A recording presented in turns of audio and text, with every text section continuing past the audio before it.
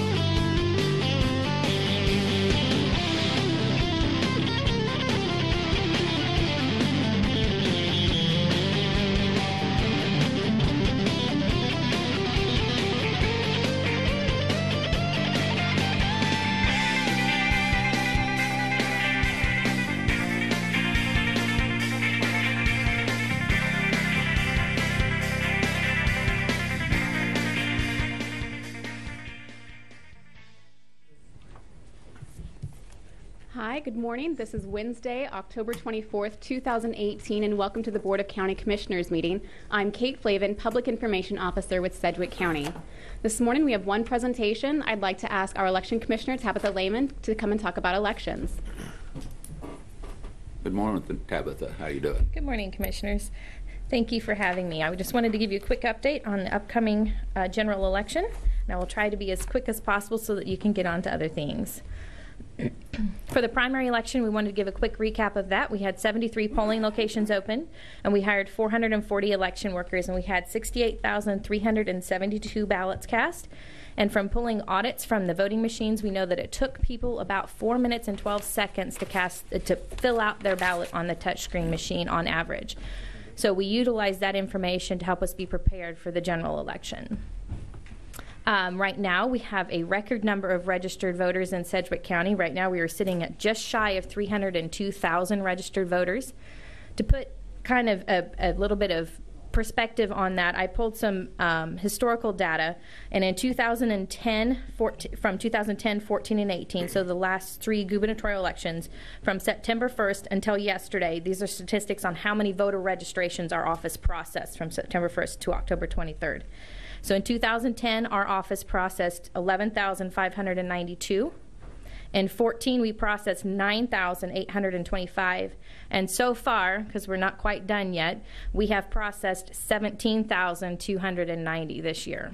So you can see that significant jump in the number of voter registrations that we are processing.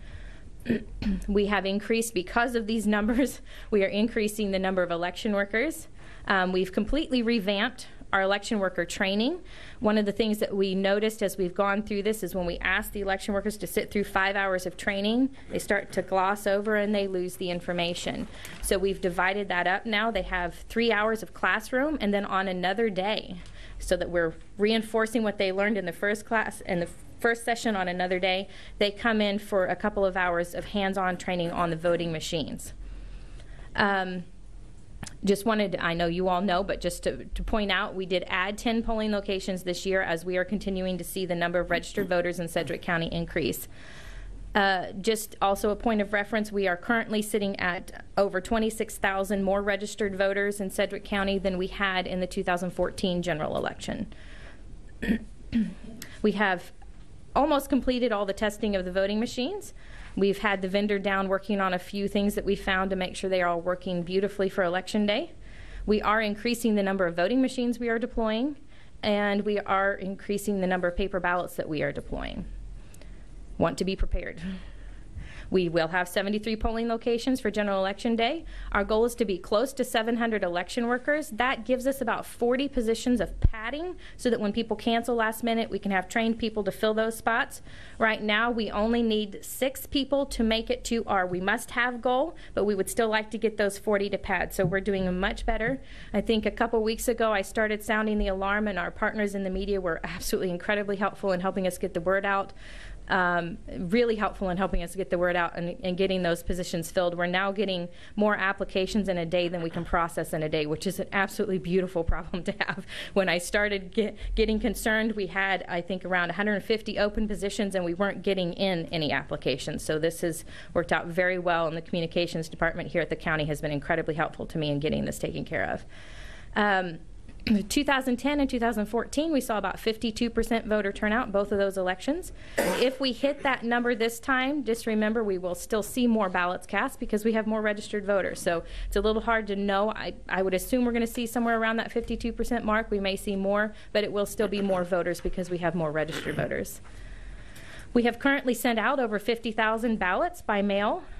For point of reference, in 2014, we sent out a total of a little over 51,000 ballots, so we are on target to exceed the number of ballots we sent in 2014. And so far in early voting in our office, we've had, through yesterday, we've had 1,150 ballots cast in early voting. We do have we've processed about 7,200 ballots that have come back voted, and I estimate we have about 11,000 backlogged right now that we are still comparing those signatures on and verifying. So we have a good number of ballots still to get through, which is normal. That's not anything abnormal. This is how it goes. One thing I was going to mention, really more for voters, is that we would recommend that you make your voting plan. And what we mean by that is pick the date and the time you're going to vote. Make sure the location where you want to vote, meaning if you're voting early, make sure it's open when you're going to vote. We have a problem a lot of times in these larger elections where voters go to our early voting locations in times when they're not open, and our demand to vote and the location is not a polling location at that point. So make sure it's open when you're going to go. And certainly on Election Day, make sure your polling place is the same, because we have added 10 polling locations and things have changed. Download your sample ballot from our website and do your research before you get to the polling location. You can fill out that sample ballot, keep it with you, keep it where other voters can't see it, and take it into the voting booth with you and pull it out, and that will help speed up your process of filling out the ballot there at the polling location. So just make sure that you know who you're going to vote for before you go. It will speed up your process on the machine and will speed it up for every person behind you in line as well. So just make your plan for when you're going to vote and make sure you get that taken care of. Just a reminder, we are open in our office for early voting, 8 to 5 each business day between now and the election. We are open on Saturday, the Saturday before the election from 9 to 4, and then the Monday before the election from 8 to noon. And then we have our 15 additional sites opening up on October 30th. So with that, if anyone has any questions, I'd be happy to answer them. Thank you. Any commissioners have any questions this morning? I threw a lot of information out there quickly. Commissioner O'Donnell. I don't have a question. I just wanted to thank you and your staff, because I know you've put in an incredible amount of hours recently. And Commissioner Unruh and I actually went over and saw the way that you have to enter each new voter registration through the system, and it is extremely tedious. It is, but this is what we live for. This is why we are here. This is our job. If we didn't have this, we wouldn't be here, so we're good. Absolutely, and we're just looking forward to a flawless election night here in so are we. days. Thank you, Tabitha. Thank you. Just a couple comments. Recently, I was able to speak to some classes at Derby High School and recommended that those students sign up to be poll workers. You only have to be 16 years old to sign up for a poll worker. Yesterday, I actually spent most of my day out at Goddard and talked to about 100 students out there. and did the same thing, recommended that they, most of them were 18 actually yesterday, so I recommended that they vote and that they sign up and become poll workers. One of the things you didn't say is that we do pay our poll workers. We do. I apologize. And we pay them a whopping $125 for the day. The only thing is that they get to work from, as I understand, about 4:30 in the morning to 7 or 8 at night. But, Yeah. So they earn their $125, but it is. It's $120, but yeah, $5. You know, I can give them all that $5 raise if you'd like. I don't know much of a difference it would make. David will pay it. Very good. Well, I like to remind people that this is really more an opportunity to be involved civically, and when people complain to us about that pay, I remind them that if we gave, like in this type of election, if we gave them a significant raise, that would be well over $100,000, and that money has to come from somewhere, and that would be your problem, not mine, but that kind of helps people understand, put it in perspective as to, I mean, yes, it's not much, and I would love for it to be more, but there's a reason it's where it is until we can address that. So. And they ask how they can get involved, and I told them this is one way that you can get involved in our community and do some civic duty at the same time. So thank you for doing that. We look forward, as Commissioner O'Donnell said, to a flawless day on the first Tuesday after the first Monday of November every year. Thank you. Thanks for being here.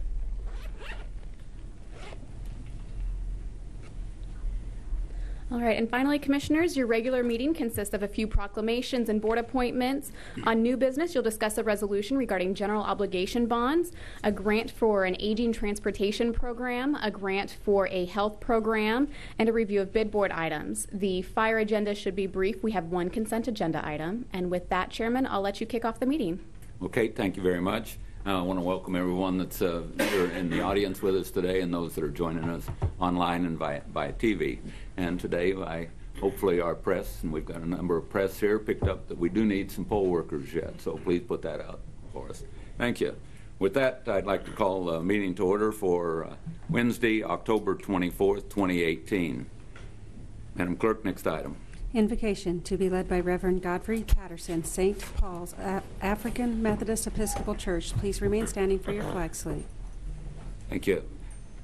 I have not seen Reverend Patterson come in the room yet, so if you would please join me in a moment of silence.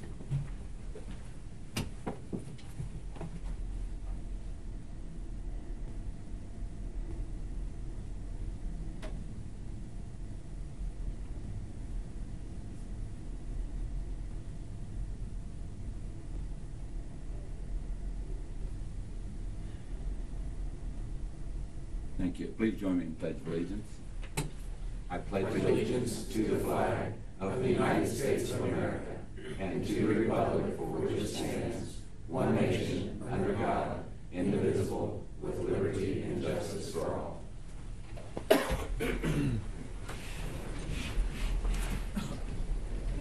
Thank you. Madam Clerk, next item. Roll call. Commissioner O'Donnell? Present. Commissioner Anzon? Present. Commissioner Howell? Present. Commissioner Unruh? Present. Commissioner Chairman Dennis? Present. Next item, please. Public agenda. I have not seen anyone sign up on public agenda this morning. Is there anyone in the audience that did not have a chance to sign up for the public agenda that would like to speak? Seeing no one, next item, please. Consideration of minutes. Item A, regular meeting minutes of October 3rd, 2018. Commissioners, everyone's had a chance to review the minutes from October 3rd, 2018. Move to approve. Second. I have a motion and a second. Madam Clerk, call the roll. Commissioner O'Donnell? Aye. Commissioner Anzon? Aye. Commissioner Howell? Aye. Commissioner Unruh? Aye. Chairman Dennis? Aye. Next item, please. Proclamation. Item B, proclamation declaring Red Ribbon Week. Thank you. Commissioners, I have a proclamation that I'd like to read. Whereas communities across America have been plagued by the numerous problems associated with illicit drug use and those that traffic in them. And whereas there is hope in winning the war on drugs, and that hope lies in education and drug demand reduction, coupled with hard work and determination of organizations such as the Young Marines of the Marine Corps League to foster healthy, drug-free lifestyle. And whereas governments and community leaders know that citizens support one of the most effective tools to reduce the use of illicit drugs in our community. And whereas the red ribbon has been chosen as the symbol commemorating the work of Enrique Kiki Camarena, a Drug Enforcement Administration agent who was murdered in the line of duty and represents the belief that one person can make a difference. And whereas the Red Ribbon Campaign was established by Congress in 1988 to encourage a drug-free lifestyle and involvement in drug prevention and reduction efforts. And whereas October 23rd to 31st has been designated National Red Ribbon Week, which encourages Americans to wear the red ribbon to show their support for drug-free environment. Now, therefore, be it resolved that I, David T. Dennis, Chairman of the Sedgwick County Board of County Commissioners, and our Board of County Commissioners, do hereby proclaim October 23rd through 31st, 2018 as Red Ribbon Week, and urge all citizens to join in this special observance. Commissioners, you've heard the proclamation. Move to approve. Second. We have a motion and a second. Discussion? Seeing none, Madam Clerk, call the roll. Commissioner O'Donnell? Aye. Commissioner Ranza? Aye. Commissioner Howell? Aye. Commissioner Unruh? Aye. Chairman Dennis. Aye. And this will be accepted by Kim Anderson from the Tornado Alley Young Marines. And welcome.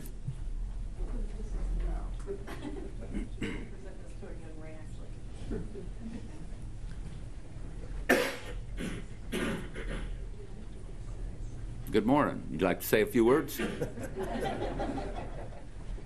Good morning. Thank you. Thank you. Good morning. And thank you.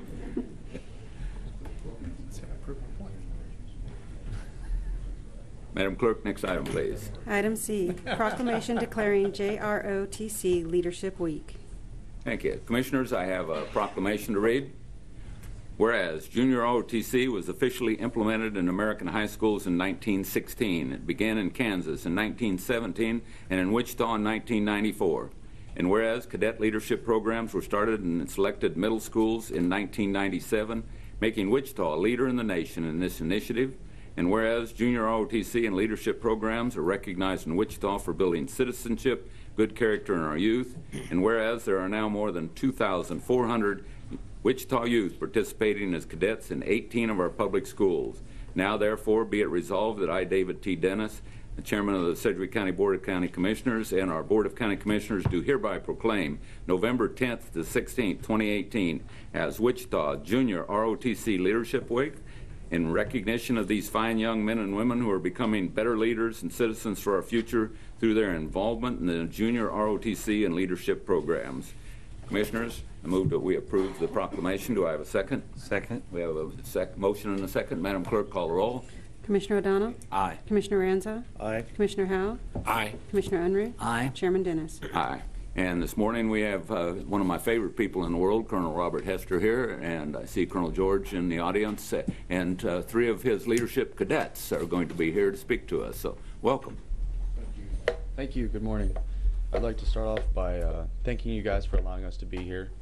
It's a great honor. I'm the Cadet Colonel, Zarek Nance. I'm the City Corps Commander over all 2,500 cadets. This is my deputy, Cadet Lieutenant Colonel Grant Harding. This is my Command Sergeant Major, Lindsay Fleming. I'd like to tell you guys about a couple events that we have coming up. Obviously, the 7th we have the Veterans Day ceremony at Century 2, and then on the 10th we have the Veterans Day Parade. So Grant would tell you a little bit about the Veterans Day ceremony. Good morning, Commissioners. I am Cadet Lieutenant Colonel Grant Harder of Southeast High School. I am the Deputy Corps Commander for the Wichita Public Schools, and for our Veterans Day ceremony, we will obviously be honoring the veterans. We'll have all 2,500 JROTC and leadership cadets from all the schools in Wichita, and at the end, we will have a pass and review entirely cadet-led, and I hope to see you guys there. Thank you. Hello, my name's Lindsay Fleming. I am the Corps Command Sergeant Major. I go to Wichita North High School. I will talk about the Veterans Day Parade, which will be held on November 10th, and it will start at the courthouse and will go all the way to the Waterwalk Hotel. We will be presenting the colors. I think that's all. Thank you. Okay, again, I'd like to thank you guys for being here. It's honestly an honor to have this opportunity for us as cadets, because we don't usually get to do things like this, and to meet our city leaders, our county commissioners, General Scholes, everybody else to come here and meet. It's so high up. It's just honestly amazing. So I'd like to thank you all again for being here. I'd like to invite you all out again to on the 7th, the Veterans Day ceremony. It's at Century 2, and on the 10th, the Veterans Day parade starts here. Thank you. Well, cadets, thank you very much for being here.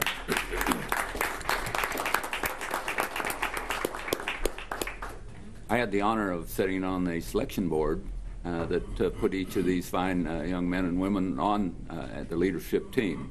And that's an honor that I've had for the past several years to be able to do that. Also, on the Veterans Day Parade, one thing that we probably ought to mention is that the Tornado Alley Young Marines, normally at the end of the parade, there is a ceremony that's held down at Water Walk. And there will be several speakers at that.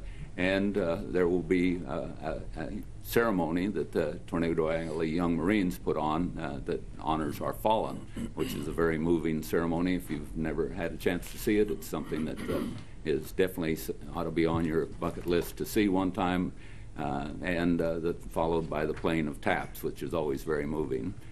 But these young people, 2,500 of them here, will be, who's putting on both the ceremony on the 7th at Century 2. And if you've never seen a formal military ceremony with drill and ceremony with a pass and review, it's something that you need to see anyway. And all of the public is invited to that on the 7th of November. It is to honor all of our veterans, but you don't need to be a veteran to come to recognize our veterans. Please come on the 7th and fill Century 2 up because you've got 2,500 young cadets, our children, our students that will be marching in honor of our veterans. And then our commission for the last several years have participated in the parade on November the 10th. It will start right out in front of our courthouse here promptly at 11 o'clock in the morning. Colonel George in the audience is the one that is in charge of that, putting it together. We were hoping to have a couple things like a flyover from a KC-46. I don't think that's going to happen because the latest press release I saw, it's not arriving until the 16th.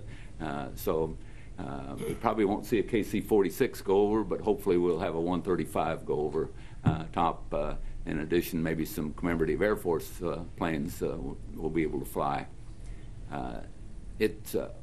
Last year there were thousands of people in the parade and thousands of people lining the Main Street and down to Water Walk afterwards to honor our veterans.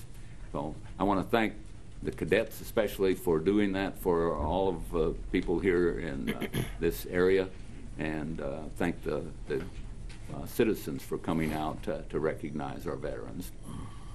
Thank you very much. I'm sorry? Commissioner Howe. Well, thank you, Mr. Chairman. I just wanted to say I've been listening carefully. I don't think I heard a time of day for the Century 2 event on the 7th. What time would that start? It's at 10 o'clock. Okay, 10 o'clock, and it's at Century 2, correct? Century 2 at there. All right, and just a comment. I remember when I was in the military, one of my proudest moments personally was when I got to wear that uniform and I get to do a formal parade, and no one was there to see me, but I was so proud of us marching in like a machine almost. It was just an amazing thing to be a part of, and so I got to witness this, the ROTC young men and women at the event on we're going to do on the 7th, and it's just a tremendous event, and it gives me faith in our next generation. I just want to say thank you for your leadership, Colonel Hester. I also got to sit on the selection board a couple years ago. It was a tremendous experience. These are great young men and women that are competing for leadership, and they are smart, and they're able to answer questions. And so I just want to say thank you for all you do, and I just want to make sure people knew when that was supposed to happen on the 7th. So thank you for that clarification. Thank you, Chairman. Thank you, Commissioner Howell, and I'm glad you brought that up one more time because Congressman Estes is the keynote speaker on the 7th also. So, anyone else have anything? Again, Colonel Hester, Colonel George, cadets, young Marines, thank you all very much for being here today. Sir, thank you. Madam Clerk, next item. Appointments. Item D, resolution appointing Miles MILLSPAUGH to the Metropolitan Area Building and Construction Department Board of Code, Standards, and Appeals. Mr. Yost. Mr. Chairman, Eric Yost, County Councilor. Item D is the resolution appointing Miles MILLSPAUGH to the MABCD Board of Code Standards and Appeals in the real estate position. This position is a BOCC appointment and has been held by Mr. Warren Willenberg, who has resigned. The appointment of Mr. MILLSPAUGH is to fill the unexpired term of Mr. Willenberg, which ends on July 31st of 2019. Very good. Ladies and gentlemen, commissioners, Commissioners, you've heard the resolution appointing Miles MILLSPAUGh. Is there any discussion? Seeing none, do I have a motion? I move we adopt the resolution. We have a motion. Second. We have a motion and a second. Any further discussion? Seeing none, Madam Clerk, call the roll. Yeah, we have. I'm sorry. I beg your pardon. Commissioner Ranzow. This particular appointee is supposed to be for the real estate interest. It's been, unfortunately, our staff got this recommendation from the builders, which I respect the builders, but I think we need to have some diversity of opinion and representation and influence on these boards. The realtors did offer a name of Jeffrey Richardson, and I think since this is supposed to represent the real estate, that's who I will be supporting in this particular instance. Thank you. Commissioner Howell. Well, thank you, Mr. Chairman. I just wanted to say I appreciate the comments, Commissioner Ranzow.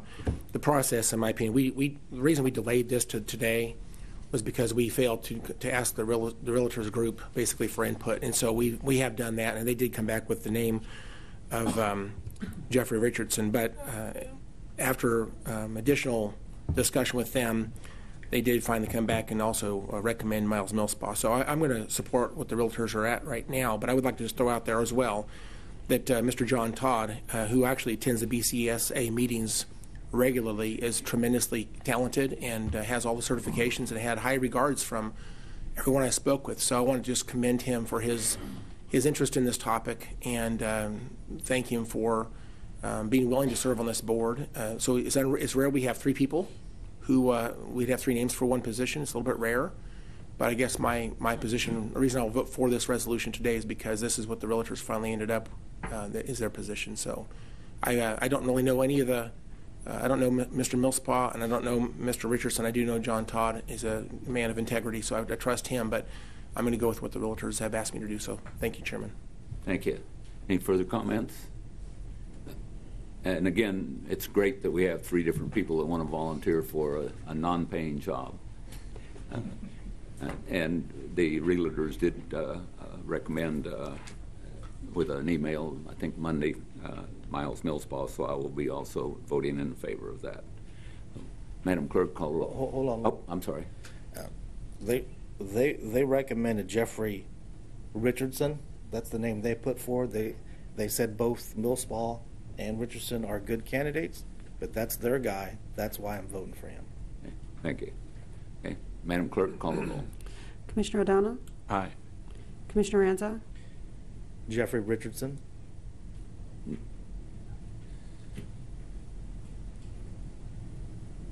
Commissioner Howell? Aye. Commissioner Unruh? Aye. Chairman Dennis? Aye. And is he here today? Not here. Okay. Very good. Next item, please. Item E, accept the resignation of Richard Moyer from the MENNEHA Township Board as treasurer. Mr. Yost. All right. Mr. Chairman, Eric Yost, County Councilor again. Items E and F can actually be combined. Item E is the resignation of Rick Moyer as treasurer of MENNEHA Township. He has served as treasurer for 9 years, but his term would expire on January 11 of 2021. Item F is a resolution appointing Mr. Chris Carlson to fill that vacancy, and only until January 11 of 2021. MENNEHA Township is located within 2 commission districts, and Commissioners Howell and Unruh are recommending that Mr. Carlson be appointed to this position, and I would urge adoption of this resolution. And I'm told that Mr. Carlson is going to plan to be here, but I have not met him. Thank you. Commissioner Howell. Thank you, Mr. Chairman. I'd like to make a motion that we would accept the resignation of Rick Moyer and thank him for his service to Minneha Township. And I have met Chris Carlson. I think he's a tremendous individual, and I think he's going to be wonderful for the township as well. So I'd like to make another motion, I guess a joint motion, so we would accept the resignation of Rick Moyer and appoint Chris Carlson to the Minneha Township Board in the treasurer's position. Thank you, Commissioner Unruh. Second that. I will second that motion and have spoken with both these gentlemen. Appreciate Mr. Moyer's service, and I think Chris Carlson will do a good job representing the Township Board. Okay. We have a motion and a second. Any discussion? Seeing none, Madam Clerk, call the roll. Commissioner O'Donnell? Aye. Commissioner Ranzo? Aye. Commissioner Howell? Aye. Commissioner Unruh? Aye. Chairman Dennis? Aye. And is he here to be sworn? Yes. Welcome. Come on up and be sworn in.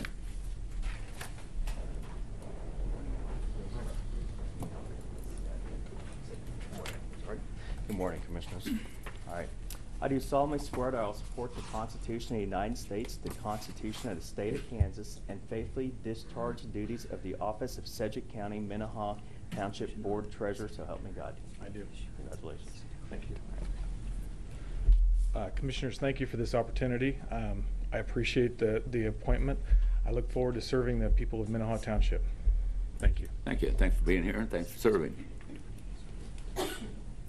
Madam Clerk, next item. New business. Item G, a resolution authorizing and directing the issuance, sale, and delivery of general obligation bonds, Series B, 2018, of Sedgwick County, Kansas, providing for the levy and collection of an annual tax for the purpose of paying the principal of and interest on said bonds as they become due, making certain covenances and agreements to provide for the payment and security thereof, and authorizing certain other documents and actions connected therewith. Good morning, Lindsay. Good morning, Chairman. Good morning, Commissioners. Lindsay Poe-Rousseau, your CFO. The item before you this morning is a follow-up to what you approved on September 19th. That day, you approved finance staff to coordinate with our bond counsel, Gilmore and Bell, and our municipal advisor, Springstead, to put together documents to facilitate a bond sale and then to hold that competitive bond sale. And so what we're presenting to you this morning are the results of that. Before we get into the details, though, I want to make sure to say thank you to our partners at Gilmore and Bell, Joe Norton and Garth Herman, who are both here in the audience, as well as Tom Calico and Jack Ryan Feldman from Springstead, also here in the audience. And Tom and Garth will be addressing you here shortly. But of course, I also want to thank our finance staff for all of their hard work. They also are here in the room. That includes your Deputy CFO, Rick Durham, your Accounting Director, Hope Hernandez, your Budget Director, Lorian Showalter-Airy, and Principal Accountant Mandy Estes, who really does the day-to-day hard work on this program. So with that, you may recall that what you approved was a resolution to work toward bond sale to fund four four bridge capital improvement projects, one road improvement project to be funded with special assessments, and then an economic development grant. In total, that was about $10.2 million worth of project spending. So we'll have some folks come up and talk with you about how the sale went yesterday. That'll be Mr. Calico, and then Garth Herman from Gilmore and Bell will come and walk you through the bond resolution, which you'll be asked to approve. I will be happy to come up after they're done and answer any questions you might have, but otherwise I'll go ahead and recommend that the board accept the best bid and approve the resolution that Garth will discuss with you. So with that, I will turn it over to Tom Calico from Springstead. Thank you. Good morning and welcome. Good morning. Thank you, Chairman. Good morning, Commissioners. It's my pleasure to present to you the results of the county's recent bond sale of its general obligation bonds, 2018B. As Lindsay mentioned, you have the action that you have before you this morning is consideration of a resolution which authorizes the sale of the bonds and sets the terms. The projects Lindsay covered well, so I won't repeat that. I will tell you that we took bids yesterday at 1 p.m. We received 2 bids representing 39 banks. The winner was Robert W. Baird with a winning true interest cost of just under 3%, 2.997%. 2.997. We have done some work yesterday afternoon to confirm that Baird's bid is consistent with current market rates that we would expect for a AAA issue like the county's. We base that on the municipal market data AAA yield scale that's published each day by Thomson Reuters. However, because we did receive 2 bids, which is a relatively low amount for the county's obligations, we did a little extra work. We did call 5 underwriters who typically would bid on the county's bonds, just inquire as to why. And what we received was really no consistent response. It was a wide variety of different reasons, unique to each individual underwriter. So we didn't really see one central theme that came out of that conversation. I will note that, as I said, we had 2 bids representing 39 banks. So we had each of the 2 bidders had syndicates. Baird had a very large syndicate. FTN Financial, which was the other bidder, had a smaller syndicate. And some of the names that appeared in those syndicates are names that we would sometimes expect to be bidders on their own, such as Doherty out of Minnesota, George K. Baum, Commerce Bank, UMB, Stifel Nicholas, Morgan Stanley, Raymond James, and UBS.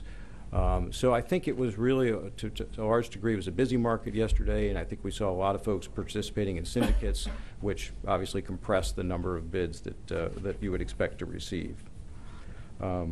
Based on the favorable result and the underwriter feedback we got, we don't really see a reason for concern or any reason for any kind of different action on upcoming bond issuance.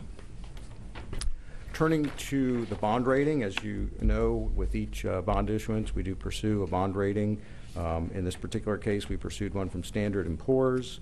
Standard & Poor's did assign a AAA rating to this bond issue, and they affirmed the AAA rating on all of the county's outstanding general obligation debt.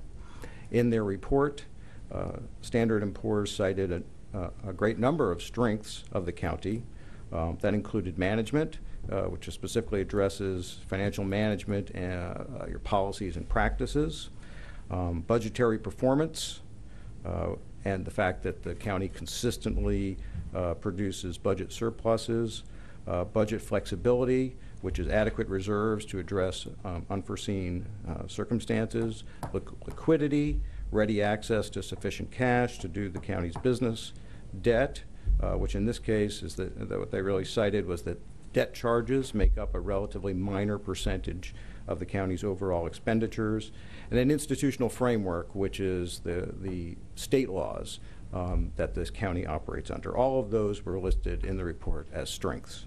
The only mitigating factor to those strengths that was noted in the report is the county's economy. S&P does recognize the Wichita MSA economy as both broad and diverse, which is as good as it gets in credit rating agency speak. But they do note that the per capita buying income is 91.2%, just a little less than the national level, which is the somewhat mitigating factor attributable to the economy. With that, I'll conclude my remarks and just recommend the award of the 2018B general obligation bonds to Robert W. Baird. Very good. Do we have any questions? How do I get you to negotiate my auto loan? We'll see what we can do. Oh, thank you. Mr. Chairman, I'd move that we award the sale of the bonds Wait a minute, to the best bidder. we got some more discussion. Oh, I'm sorry. I'm I ready to go. appreciate you moving ahead, Commissioner. I'm glad to know you're supportive. But we actually have Garth Herman here from Gilmore & Bell who wants to talk through the bond resolution for just a minute, if we can let him speak, please. Thank you, Mr. Chairman and Commissioners. Garth Herman with Gilmore & Bell, the county's bond counsel. I'll keep this brief. Basically, Lindsay and Tom have already gone over many of the major and important factors regarding this bond sale. Before you, there is the resolution, which is the legal document which formally awards the sale of the bonds to Robert W. Baird, sets the principal amounts and repayment terms and the final interest rates that were realized from the sale yesterday, as well as authorizes the county through its chairman to execute the various documents and certificates necessary under both state law as well as under the federal tax and securities laws in order to properly authorize the issuance and closing of the bonds.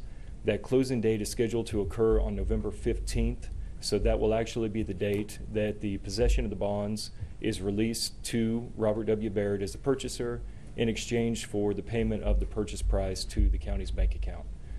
With that being said, I'll entertain any questions that there may be, and if not, I would request a motion and a second to approve the award of the sale and the resolution.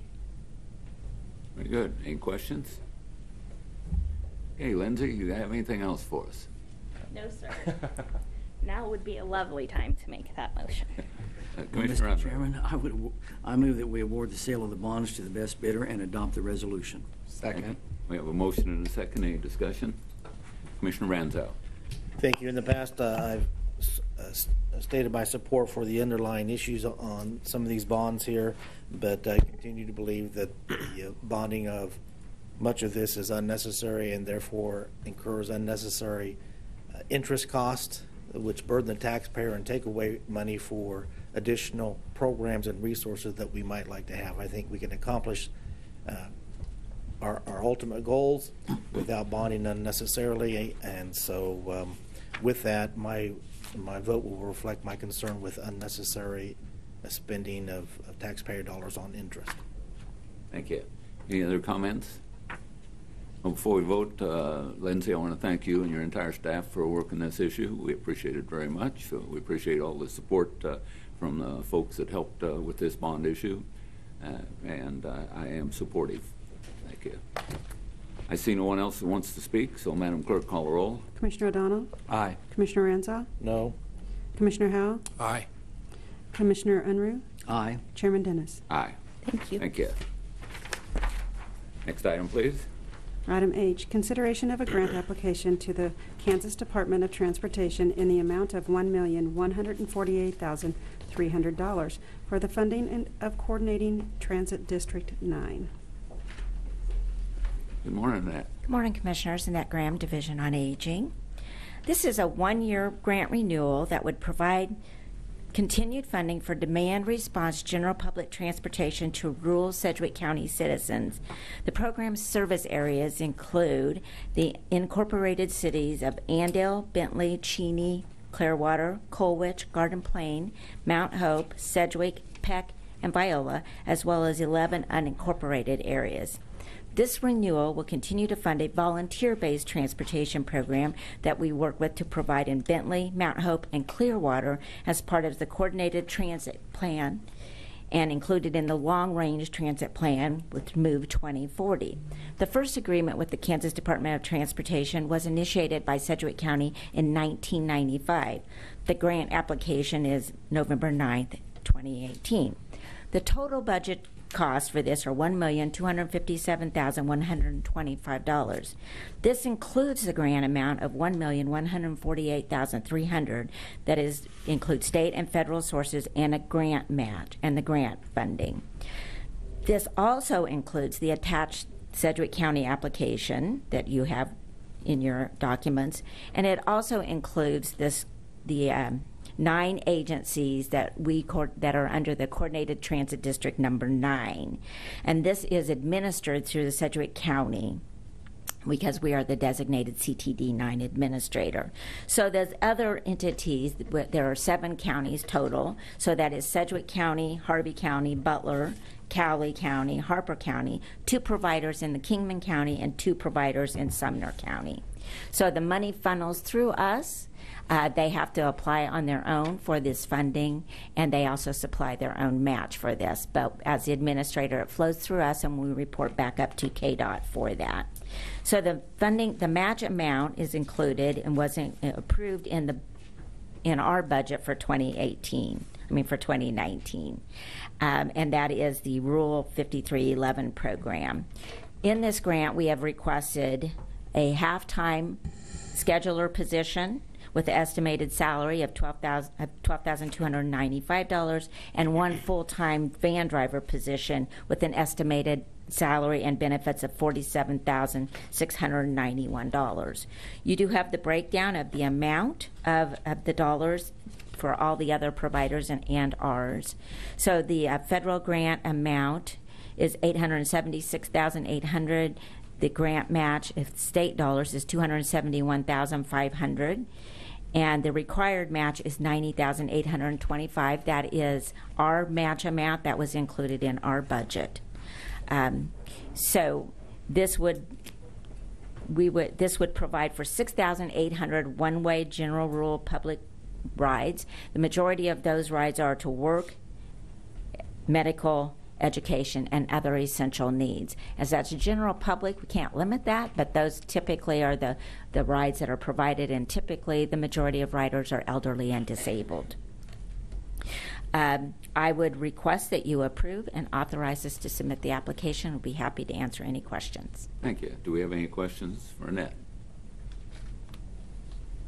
Annette, I appreciate what you do for all of our folks that are elderly and disabled in our community. This is a great asset that we have, and I'm definitely supportive of this grant. I'll make a motion that we approve the grant. Second. We have a motion and a second. Do we have any discussion? Seeing none, Madam Clerk, call the roll. Commissioner O'Donnell? Aye. Commissioner Ranza? Aye. Commissioner Howell? Aye. Commissioner Unruh? Aye. Chairman Dennis? Aye. Thank you. Thank you for being here, Annette. Thanks for doing that. Next item, please. Item I, consideration of a grant award in the amount of $2,147,692 from the Kansas Department of Health and Environment to provide the special supplemental nutrition program for women, infants, and children within the Health Division. Morning, Adrian. Good morning, Commissioners and Board of Health. Adrian Byrne, Health Director.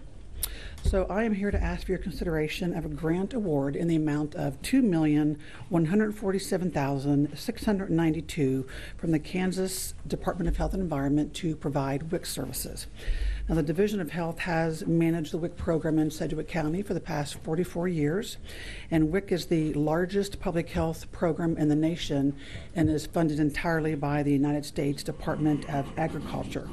That funding does include an increase of $19,400 compared to the previous federal fiscal year, and that is to offset cost for health benefits and then to support us in adding a part-time breastfeeding peer counselor.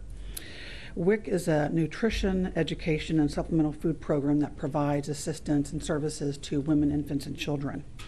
And WIC specifically provides nutrition education and breastfeeding support, supplemental food checks to buy specific nutritious foods for health, and referrals to community and health agencies for additional support and services when needed.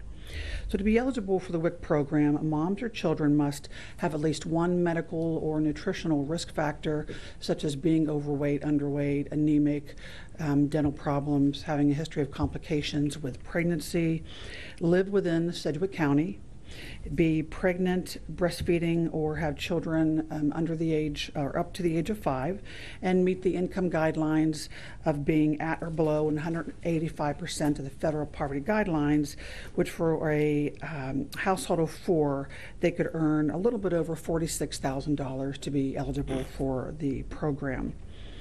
During the federal fiscal year in 18, the number of women, infant, and children that we had enrolled in the program was just under 10,000. And during the year, the number of those infants, children, and women that walked through our doors was over 93,000 times. I ask that you accept this award, and I will be happy to answer any questions you might have. Thanks, Adrian. Do we have any questions for Adrian? Seeing no questions, I entertain a motion. Mr. Chairman, I move we accept the award and authorize the chair to sign the agreement. Second. We have a motion and a second. Any discussion? Seeing none, Madam Clerk, call roll. Commissioner O'Donnell? Aye. Commissioner Ranza? Aye. Commissioner Howell? Aye. Commissioner Unruh? Aye. Chairman Dennis? Thanks, Thank you, Adrian. Thanks Commissioners. for being here. Appreciate you bringing it to us.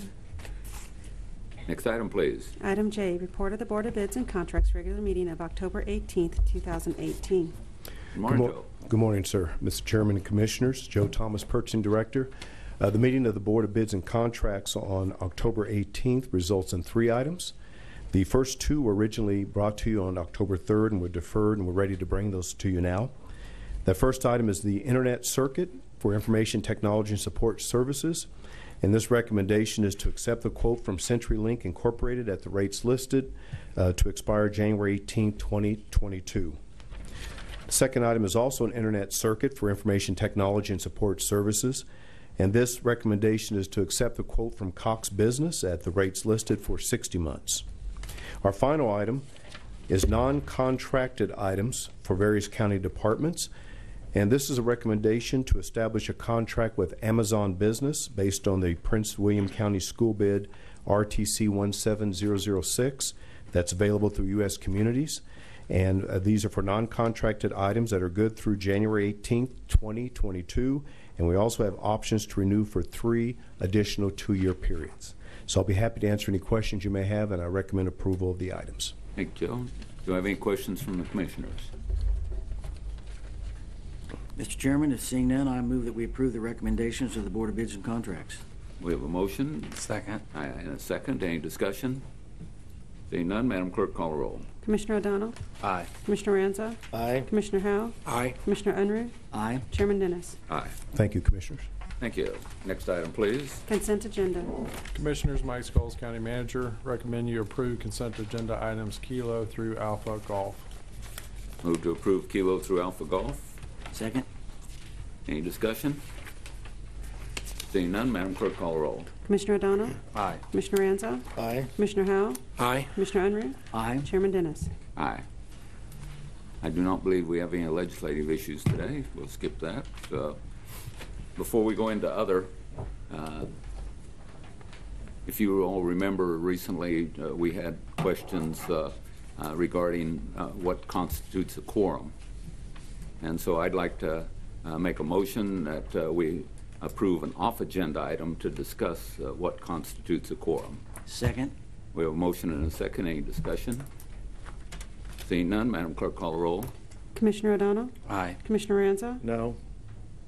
Commissioner Howell? No. Commissioner Unruh? Aye. Chairman Dennis? Aye. Okay, we have an off-agenda item to discuss a quorum. And what I asked was for Karen Powell to do some research for us on what involves a quorum, since there was some questions at a meeting 3 weeks ago. So I'm a little confused why anyone wouldn't want to learn what it takes to have a quorum. Karen Powell, Commissioner Ranzow, do you have a question? Well, I'm a little confused as to why you would take this as an off-agenda item as opposed to talking to us beforehand or having it in a staff meeting. I'm not opposed to finding out that this doesn't smell good, doesn't pass the sniff test, that you're just dropping us on us and we had no idea this was coming up. This is exactly the sort of thing that we should discuss in staff meeting. I would welcome that opportunity, Commissioner. Okay, if I had all this information yesterday, I would have. Well, then we can talk about it the next No, time. we can't, because we still have to conduct business. And we are. Thank you. Can you tell me what the statutes are statewide on what it takes to have a quorum? Yes, good morning, Commissioners. Karen Powell, Deputy County Counselor. There is a statute, 19-206, which was recently changed in 2017, which made it into a uniform statute. Previously, it was non-uniform. And then, excuse me 1 minute. A little bit of the background on what happened to create a quorum of 4. It was in 1987 that this commission adopted a resolution to make the quorum 4, and that was because the definition of a meeting in the Open Meetings Act required that it made it a meeting if there was a majority of a quorum. In the meantime, that case was litigated. The fact that Sedgwick County changed the quorum to 4 was litigated. The Attorney General brought a lawsuit against the county. It was actually upheld on appeal. The finding that a 4 was appropriate was upheld. However, in the meantime, that statute 19-206, which was like I mentioned, it was made uniform. So now it is perfectly proper for the commission to have a quorum of 3, and it is more closely aligned with state statute to have that done. So I have a resolution prepared. If you would like me to pass that out, I'd be glad to. So state statute, uniform across the entire state, is that we could have a quorum of 3, correct? Yes. If we went into any kind of an executive session with 3, would that be a violation of state statute or Open Meetings Act or anything like that? If you did that right now without adopting a resolution to change the quorum, is that the scenario you're referring to? For if you did that with the quorum as it is 4, there would not be any problem going into executive session. And I've spoken with the attorney based on state statute and COMA. Right, correct. And I've spoken with the assistant attorney general. We have a local requirement to have 4, correct? Correct. And that is in a local policy. It is. So if we went into executive session with 3, with the local policy saying 4, then we would be violating a local policy. Are there any penalties to that? There are no penalties whatsoever for that.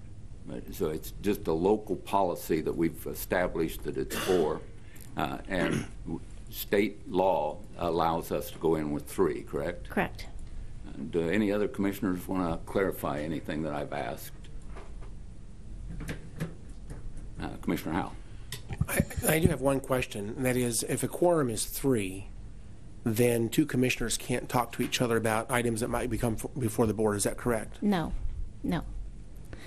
It's previously, before the definition of a meeting was changed, that was true, and that was why the change was made to 4.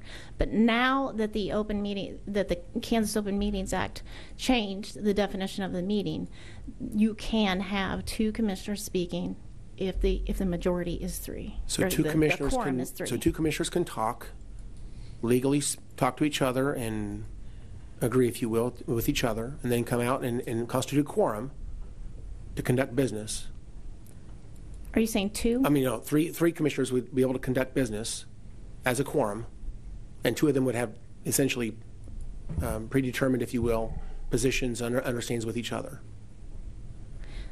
There's nothing that I know of that would prohibit that. Interesting. Okay, well, that's new information for me. I think we might have a new legislative issue to talk about later. Thank you.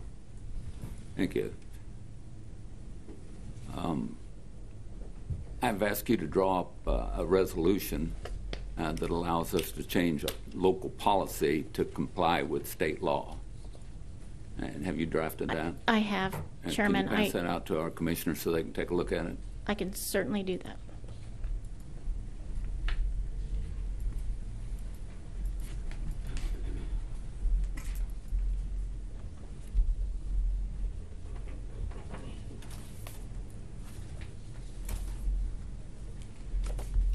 And to make sure that everybody knows what we're talking about, because there's a lot of people who will be watching on TV and are in the audience that don't understand what I'm talking about right now, is there's a section 2-26. It's a section within Chapter 2 of our Sedgwick County Code.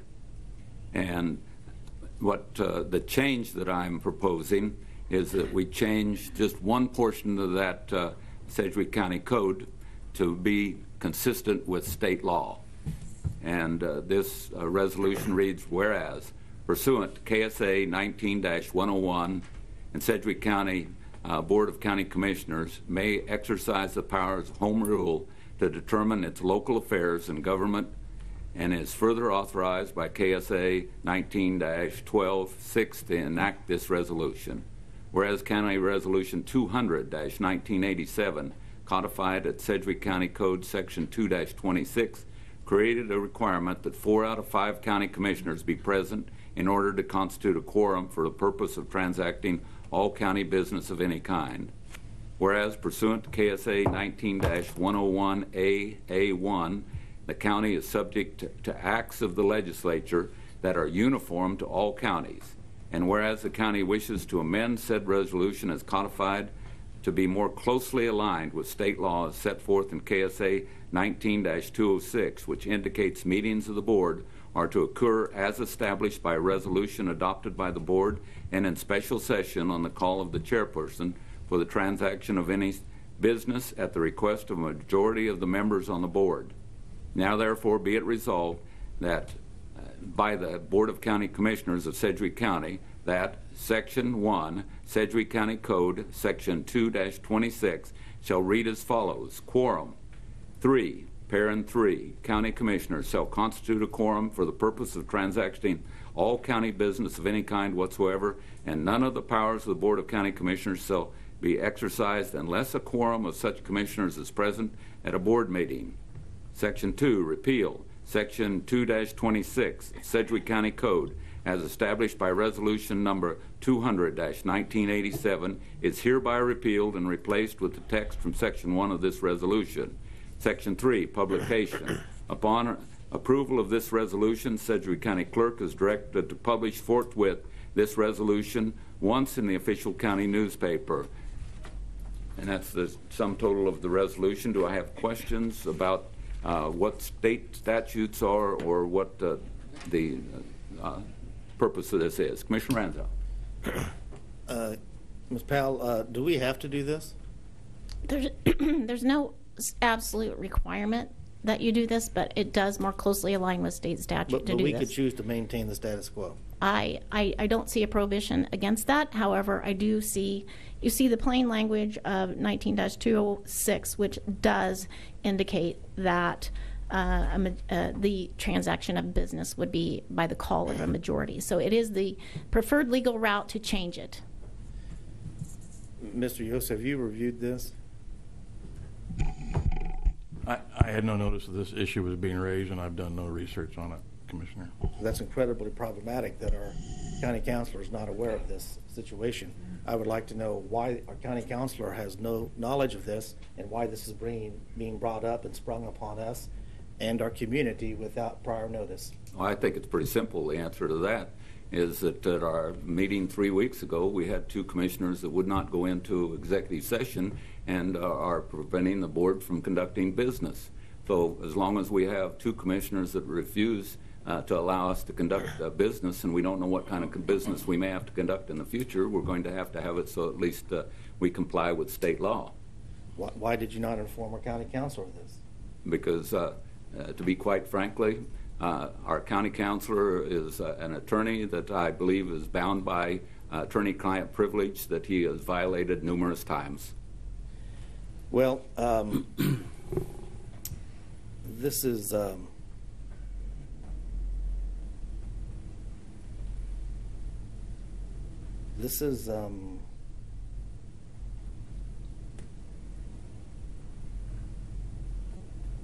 terrible moment for this community. We are not stopping you from doing business.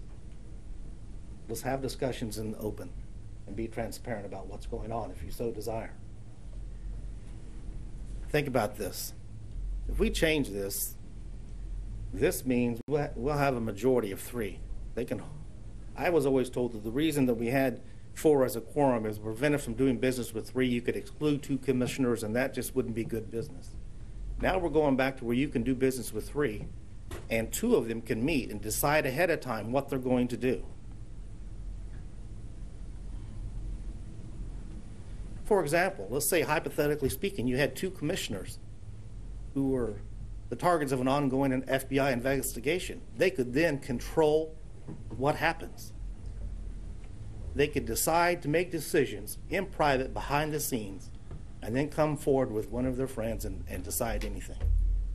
Is that, ladies and gentlemen, good government? Is that the kind of government you want here in Sedgwick County? I'm sure a lot of people have read the paper this morning. I am very troubled, regardless of this is a simple thing. This should be run by our county counselor, who is a man of honesty and integrity, who has refused in the past to do things that are unethical and illegal. That's a good thing. I actually would like to ask Assistant County Counsel Karen Powell to recuse herself from this issue and anything related to the outside investigation, because she participated in the meeting that precipitated the ongoing FBI investigation, and I believe her ability to provide sound legal advice is compromised. Commissioner Ranzo, that has nothing to do with this issue that's before you, and I don't have a reason to recuse myself from That's any not of true. these He matters. just said, we're doing this so he can conduct business to push through the personnel investigation that, in my estimation, is an attempt to cover up illegal activity that began in a meeting that you attended.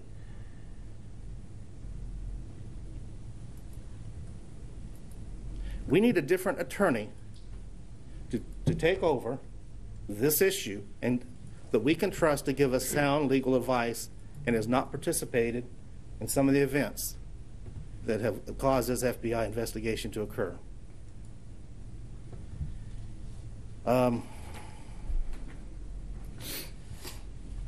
If you want to have a discussion, let's have it openly. I'm going to read a statement here today. I was hoping we wouldn't have to go down this road. But I'm going to read a statement, and I'll have plenty of copies for the press. Okay. With respect to this and your desire to have a supposed outside investigation, I will say that I cannot participate in the proposed investigation and the staff performance or anything else related to it because, one, I believe this is likely an attempt to cover up possible illegal conduct of Commissioners O'Donnell, Unruh, and Dennis. There has been an attempt by these commissioners to fire the county manager because they believe he cooperated with an ongoing FBI investigation relating to Commissioner O'Donnell. This effort is possibly a violation of Coleman and federal whistleblower law. Number two, the above-mentioned commissioners have on multiple occasions sought to fire county personnel in a matter that intentionally avoided having any discussion or input from other commissioners and was likely a violation of Coleman. Number three, the repeated behavior of Commissioners O'Donnell, Unruh, and Dennis has led me to believe that they cannot be trusted to conduct themselves with honesty, candor, or integrity when it comes to these issues. And number four, I believe it is in the best interest of Sedgwick County and its citizens to allow the ongoing FBI investigation to run its course before any potential personnel investigations or decisions are made. And I'll add to that that I believe we need a different attorney to take on this issue for us internally, somebody who has not been involved from the outset with this whole issue. Commissioner Howell. Well, thank you, Mr. Chairman. I appreciate the comments of Commissioner Ranzo. I'd like to just say that a change of quorum is not an urgent matter. We probably should discuss this in a staff meeting. I think we ought to have legal advice before we take an act today, before we make an action today to change this suddenly. The urgency is I think, politically motivated. We should take our time with this, and this is not the way to do it. An off-agenda item, a surprise to this community. We have not had time to think this through. I'd like to talk maybe to some attorneys and study the law, or maybe talk to some state officials, perhaps, before we change our quorum with this resolution. I would also say this is not, the personnel matter should not be termed as an investigation. You might want to, the word investigation is a negative term. It implies wrongdoing or unethical behavior, illegal acts. I don't think that anything that's being discussed is of that nature.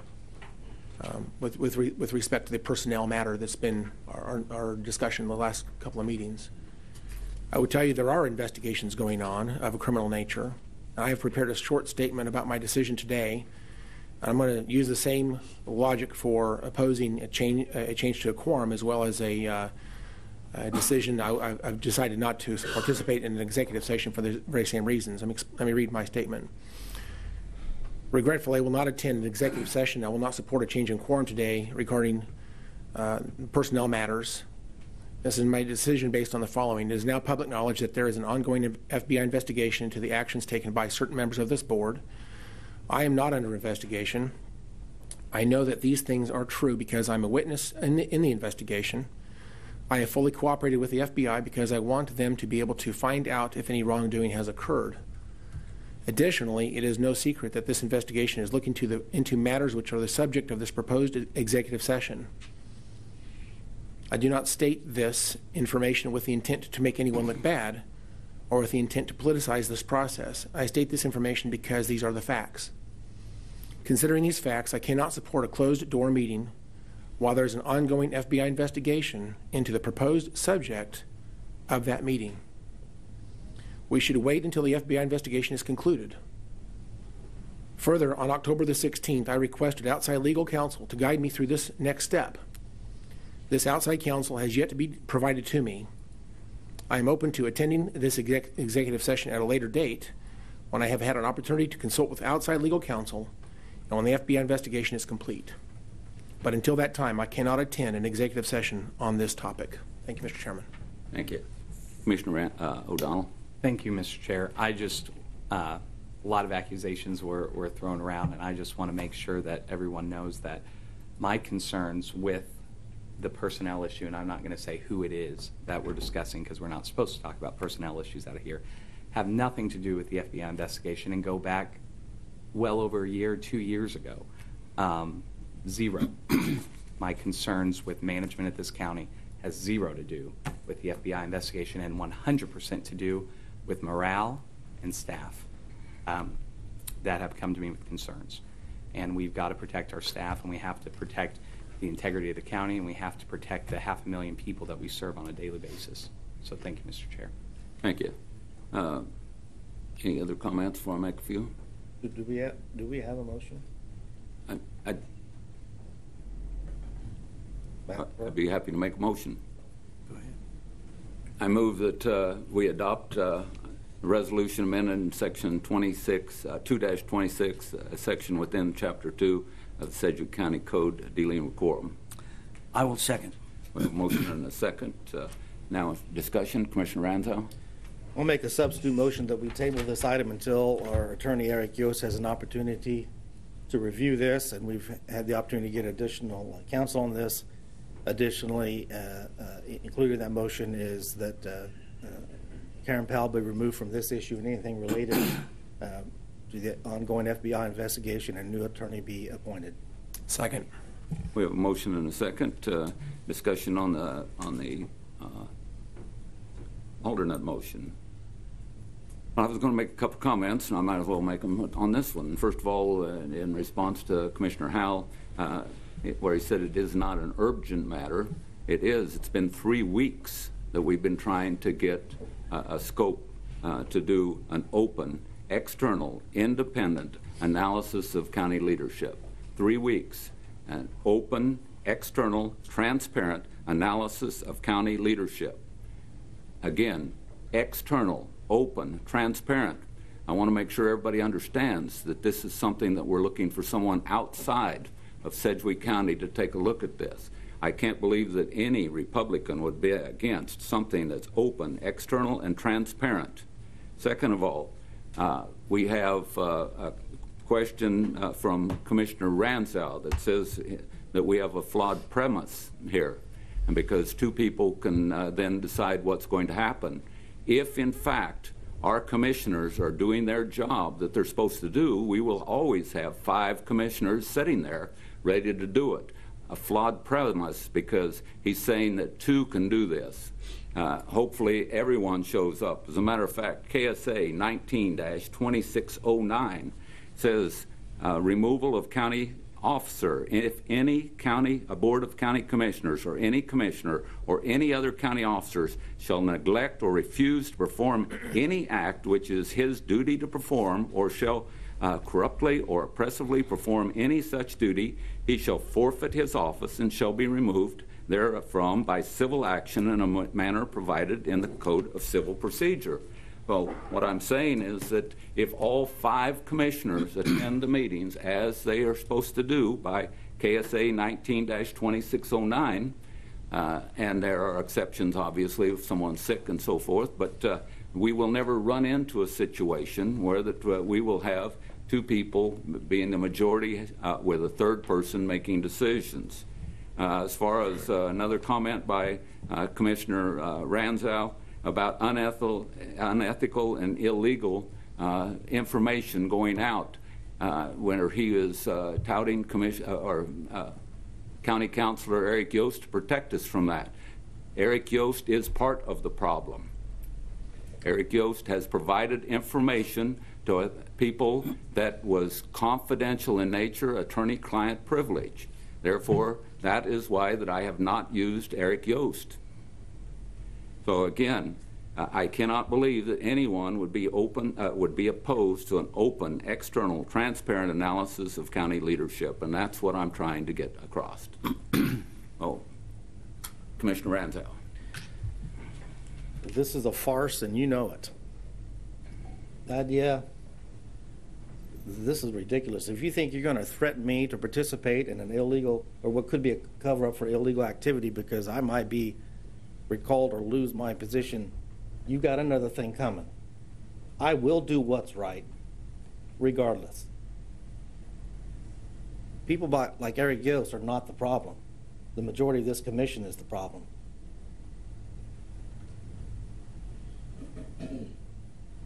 And I wish I could say a lot more. You have at least one commissioner right now who is trying to spread hate and disconnect around this county and is doing things, I believe, committing additional crimes.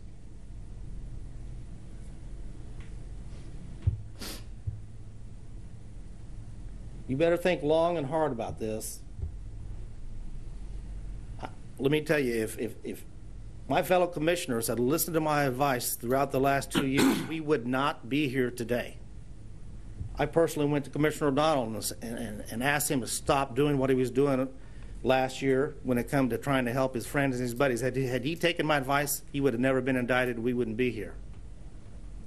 Probably at least a dozen times last year, I went to Commissioner Unruh when he was a chairman, and I pleaded with him, please do not tie yourself to Commissioner O'Donnell like you're doing on a regular basis. And had he listened to me, we would not be here. And I have talked to you, Commissioner Dennis, the man that I have respect for, and the thought that you were different. And I said, do not tie yourself to these two this year when you're the chairman. Otherwise, there's going to be problems. And had you listened to me, we would not be here today.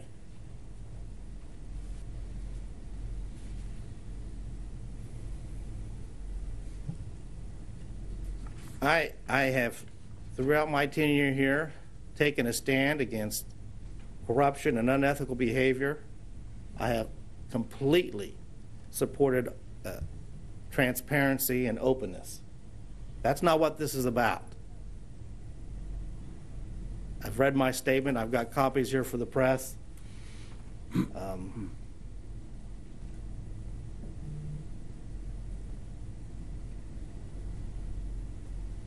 I would never want my attorney to hide unethical or potentially illegal behavior from me or anybody else. Apparently, at least the chairman does. That is staggering, ladies and gentlemen, what is going on here today.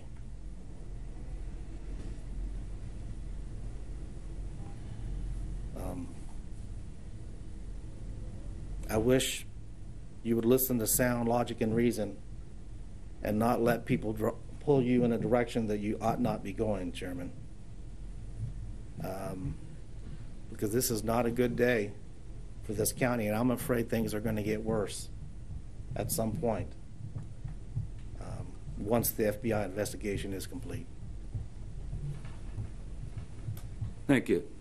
And I have no objections to any outside agency looking into anything happening here. I want to make sure that everyone understands that. And if there is illegal wrongdoing going on, that is something that needs to be looked at. I completely agree with Commissioner Ranzau on that. In this case, what I'm looking at is just a quorum on how we can conduct business. And I believe it is an urgent matter that we need to be able to conduct business when necessary. Well, with that, we have an alternate motion to, what was your motion? I'm sorry. To table this until we can get some, Eric can review this and we get further advice and take Karen Powell off this issue and anything related to the FBI investigation or external investigation and appoint a new attorney. Thank you for clarifying. Is that your understanding, Madam Clerk? Yes, sir. Very good. Everyone understand the alternate motion? Madam Clerk, call roll. Commissioner O'Donnell? No. Commissioner Ranzau? Aye. Commissioner Howell? Aye. Commissioner Unruh? No. Chairman Dennis? No. Okay, that brings us back to the primary motion.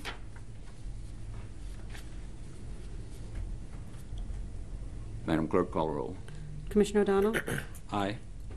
Commissioner Ranzau? No. Commissioner Howell? No. Commissioner Unruh? Aye. Chairman Dennis? Aye. The primary motion passes. Hey, thank Karen for that. You're welcome. I also have one other concern, and that's we've been going for some time trying to come up with an open, external, transparent analysis of county leadership. And what has stymied us on that was the ability to establish the scope. We had an executive session about 3 weeks ago where we voted to do this. After the executive session and open meeting, we voted to do that. But we've been stymied from the ability to develop a scope because we couldn't go into an executive session when I tried. So therefore, one of the things that Commissioner Ranzau mentioned several times is that we need to be open and transparent on this also. So I want to be open and transparent, and I want to go through the scope that I believe needs to be provided to our external person that has been selected by Eric Yost. That is his prerogative as the county councilor to select someone outside, and he has selected an individual. I met with her very, very briefly yesterday. I did not want to give her any guidance whatsoever or any direction. I invited Commissioner Ranzau to sit in on this, and he's read you the reasons that he wouldn't sit in on this, and I respect his reasons on not sitting in, but it still doesn't preclude us or it actually causes us problems on trying to make sure that we have commissioners that will help us develop a scope. So yesterday, a copy of a scope was provided to all of the commissioners in an email, and I believe we can discuss the scope in open session. I have provided a copy of the scope to each of the commissioners again today, so therefore I make a motion that we take an off-agenda item to discuss the scope of an open, external, transparent analysis of county leadership. Second. We have a motion and a second. Discussion. Seeing none, Madam Clerk, call the roll. Commissioner O'Donnell? Aye. Commissioner Ranzau? No. Commissioner Howell? No. Commissioner Unruh? Aye. Chairman Dennis? Aye.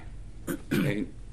Each of the commissioners have been provided what I thought the scope should be, and I've invited Commissioner Ranzau on several occasions to participate in developing the scope with me, and he has declined. The copy of it was provided to each of the commissioners, the exact copy that is before them today, and I'll go through it and see if anyone has any questions so that everyone in the audience knows what I'm talking about. And this was my ideas, and it is solely something that I presented, and I've asked other commissioners, and they've all had a copy of it, so they've had a chance to think about it.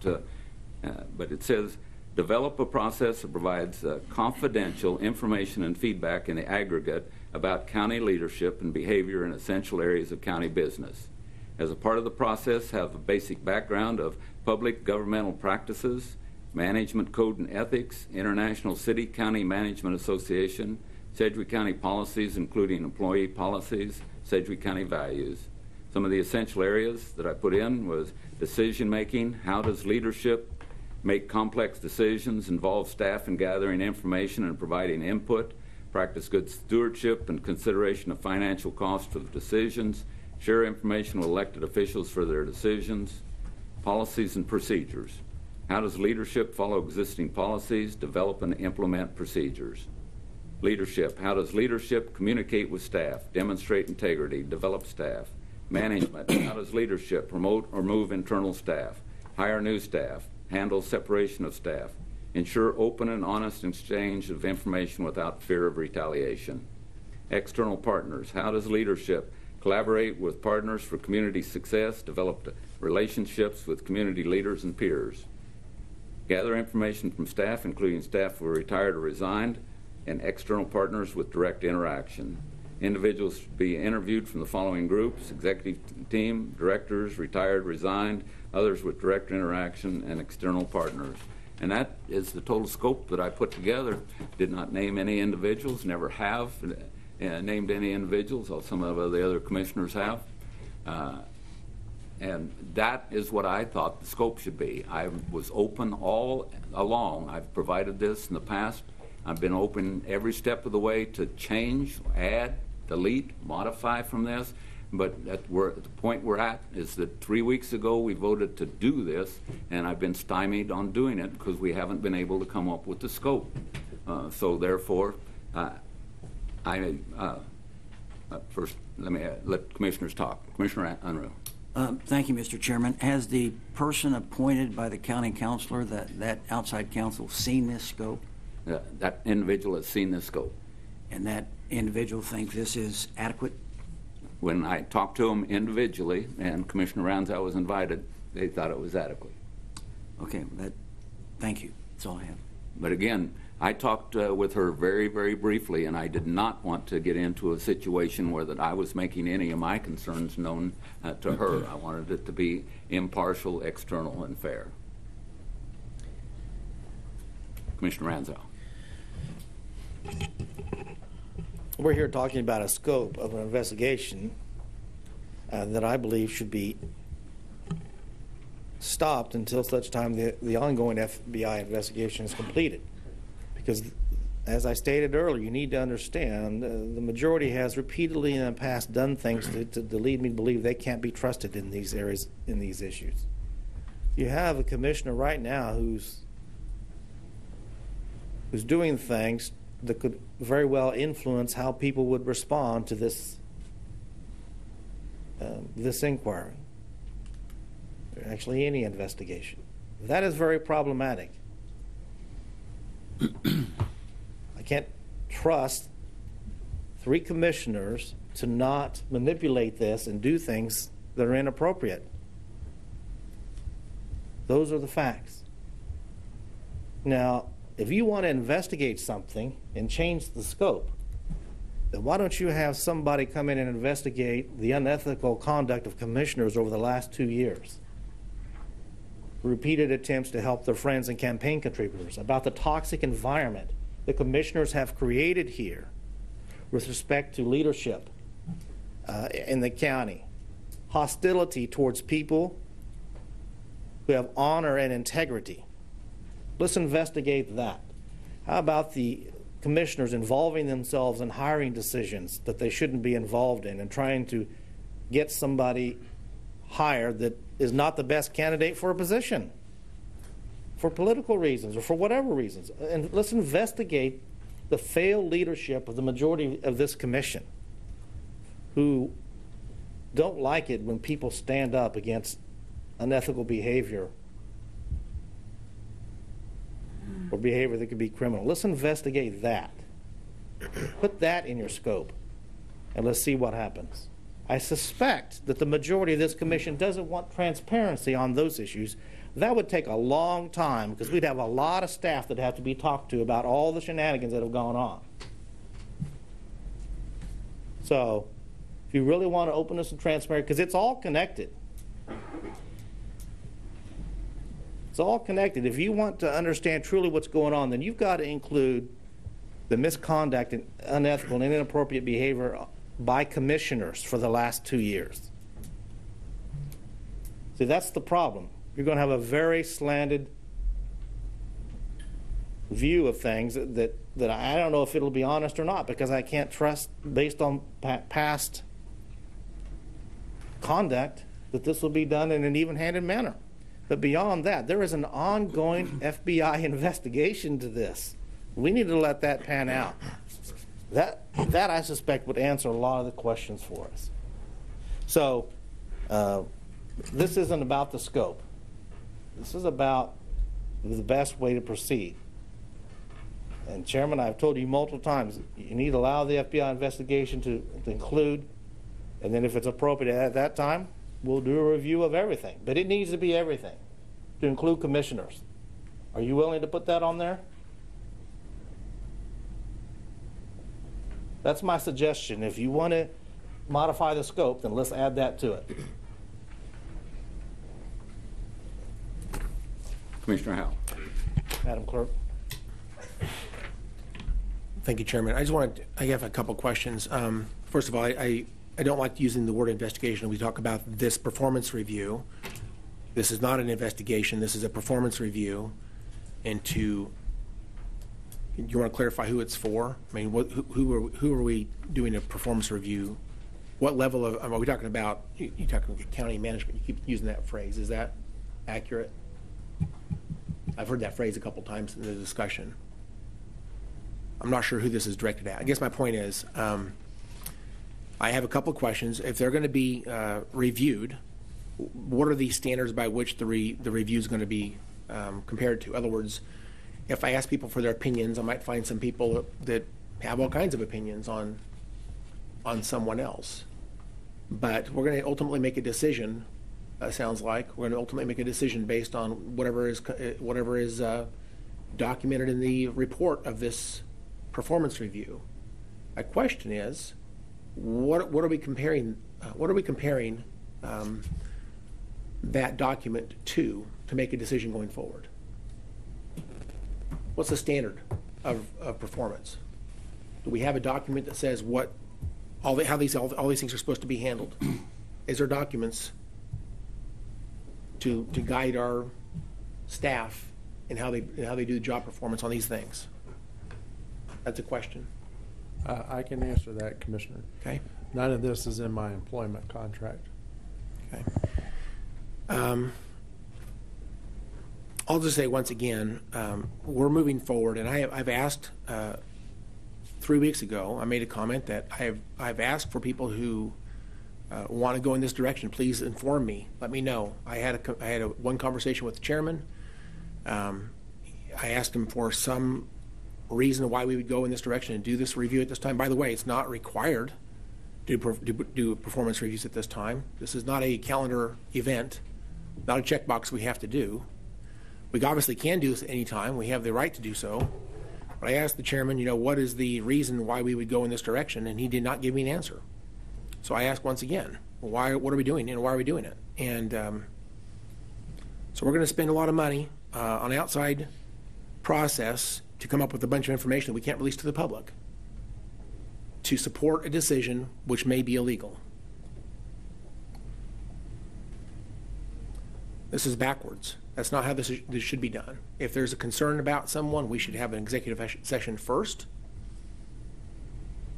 and then understand what we're doing and why we're doing it and move forward. But this is backwards. And so I do support the terms were open, external, and transparent. Oh, those are great terms. I love those terms. I want to be all of those things, but that's not what this is. This is a way to develop a document to make a decision that may not be legal. So that's my concern. That's why I will not support this. I will make a point here. There's, some of the phrases used in this draft document are very interesting, because I believe that if you look at what the commissioners have done, they're not following the very same things that are listed on the sheet. Thank you, sir. Thank you. A couple points. First of all, what started all this? First of all, I had a number of employees that came to me and talked about situation here in Sedgwick County. And it concerned me greatly because they were very disturbed, and some of them are applying for jobs outside of Sedgwick County. Matter of fact, this morning I got an email from an individual who works for Sedgwick County that is applauding the fact that we are taking a look at the leadership, and gave me a number of details. I've got an unidentified letter in my desk right now from another individual that's not happy, but I've had 3 or 4 that have actually come before me and had the nerve to be able to do it one-on-one with me on concerns. So that's the reason we're doing it, is because we've got a significant number of high-level employees that are having concerns. Again, I never mentioned one time who it was that we were talking about. The document that I passed out was something that you all, that Commissioner Ranzow has had a chance to weigh in on. In addition, I do not know this individual, Stephanie Schenk, who was identified by Mr. Yost. He selected her without me knowing who it was. I've met with her very briefly, don't know her very well because of the very short time that we talked, and all I did was provide her what I thought the scope ought to be. So as far as Commissioner Howell saying that this is something that's going on a direction that he believes that is not the direction we should be going, they've had a chance for an input on what the scope should be. I appreciate the fact that Commissioner Howell believes that we need to have open external and transparency in everything that we do, and that's what we're trying to do, and that's what Stephanie Schenk was hired by Eric Yost to do, and is ready to start. So I don't see a problem with us moving forward with providing the scope to this lady and letting her take a look. Whether or not that it needs to be expanded, I've given Commissioner Ranzow a chance a number of times to join me in figuring out what needs to go into this scope. And I believe that the focus needs to be on our employees, but we do have an external investigation already underway that Commissioner Ranzow and Commissioner Howell have spoken about on TV that I've watched in the recent days. So everyone's aware that there's another investigation going on, and I've never confirmed that until just now. And yesterday afternoon when I spoke with Dion, it was the first time I mentioned that there was an external and didn't even say who it was with. There was an external investigation. So as far as Commissioner Ranzow wanting this to look at a number of things involving the commission, I believe that that's ongoing from what I can understand. So I don't know why that this would need to include that, but I'm open. I've been telling Commissioner Ranzow all along that I'm open to sit down and talk about it. I'll let Commissioner Unruh talk. Well, Mr. Chairman, in order to bring some close to the discussion, I would like to make a motion. I move that we proceed with an independent review of the county leadership, which will be conducted by outside counsel in a manner consistent with the scope discussed, that Chairman Dennis and Commissioner Ranzow are designated as contact points for the project, and that the chairman is authorized to sign a waiver of conflict. Second. Thank you. We have a motion and a second. Commissioner Ranzow. First of all, let me clarify. I was present yesterday when you confirmed to a TV reporter that there was an ongoing FBI investigation, so I believe that was the first time. Nevertheless, I'll make a substitute motion that we expand the scope to include investigation into unethical behavior by commissioners over the last 2 years and the toxic environment their conduct has caused here in the county. Period. I want to expand it. Okay. Commissioner Howell. That was a substitute Yeah. motion. Yeah. Just to, that's a substitute motion. And I will just tell you, I have no problem. Then we take the scope and amend it to that. I have no problem with commissioners being part of this investigation, if you want to use that word, and so I would be glad to second the motion. But I do have a question in regards to the maker of the motion, Commissioner Unruh's motion. That is, if this is to investigate a contract employee, my question is this even legal? I mean, are we doing something that complies with the terms of the contracts of our contract employees? Would you like me to address that? Yes, please. I need someone to address it, please. This is an overall review of county leadership, and it is not, it doesn't have any particular directive to do anything against any county employee. And so whatever results from that is not going to mandate any employment actions.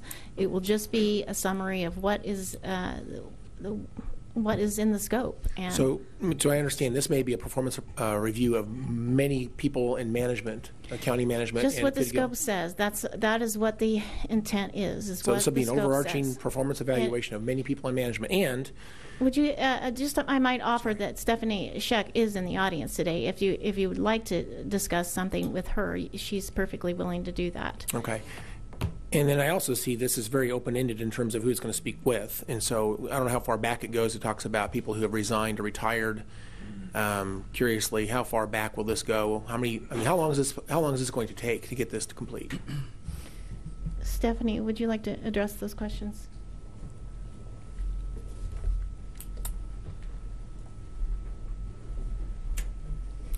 I'd like to introduce Stephanie Scheck. She is the individual that I met with briefly yesterday morning and provided a copy of what I thought the scope should be that has been provided to the commissioners. And you can verify that I gave you very little direction. I thank you, Chairman Dennis and commissioners. Starting on Friday is when I first was contacted, and so except for what I perhaps have read in the news and heard today, the scope is really the extent of what I know about the request for this review. To the specific question, Commissioner Howell, regarding how long this would take and how far back, part of that initial discussions that I need to have with various people will determine the exact time frame of how far I'm going to go back and look.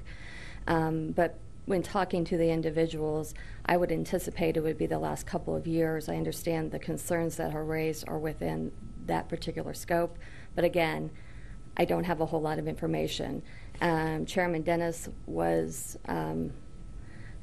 now I understand more, was very cryptic in our meeting and did not give me a whole lot of information, and was encouraged me to reach out to Commissioner Ranzow, which I did, and he provided me a thoughtful response of why he was didn't participate in the meeting yesterday, and I appreciated his insight on that. My hope would be that this would be a rather quick process, that as long as I have the opportunity to meet with all the people I need to and get relevant documents and information, that I could come back to the commission, I think, to give an initial update at your next meeting, and then I think there's a meeting in mid-November where if I don't have a final report finalized, it would be to give you an update of where I am on the process. But this is not a multi-month, multi-year investigation, and I agree with you. It's not, I use that word a lot because it's what I do in my practice, as I do internal investigations. It wasn't really presented to me in that scope. And I'm glad the scope is public, because I also wanted to make sure that people were aware of what it wasn't. I haven't been provided any information that there's been any wrongdoing, any unethical violations of statutes, violations of the law, and so I think it's important to be fair to the individuals that I'm going to speak to who are within the scope of county management and leadership, that they not be under some cloud that that's what this is about, because my understanding is it's not. I would also add that I made it clear to Chairman Dennis when I was retained, and and I've actually never spoken to Mr. Yost about this. It was all email communication, and I was retained.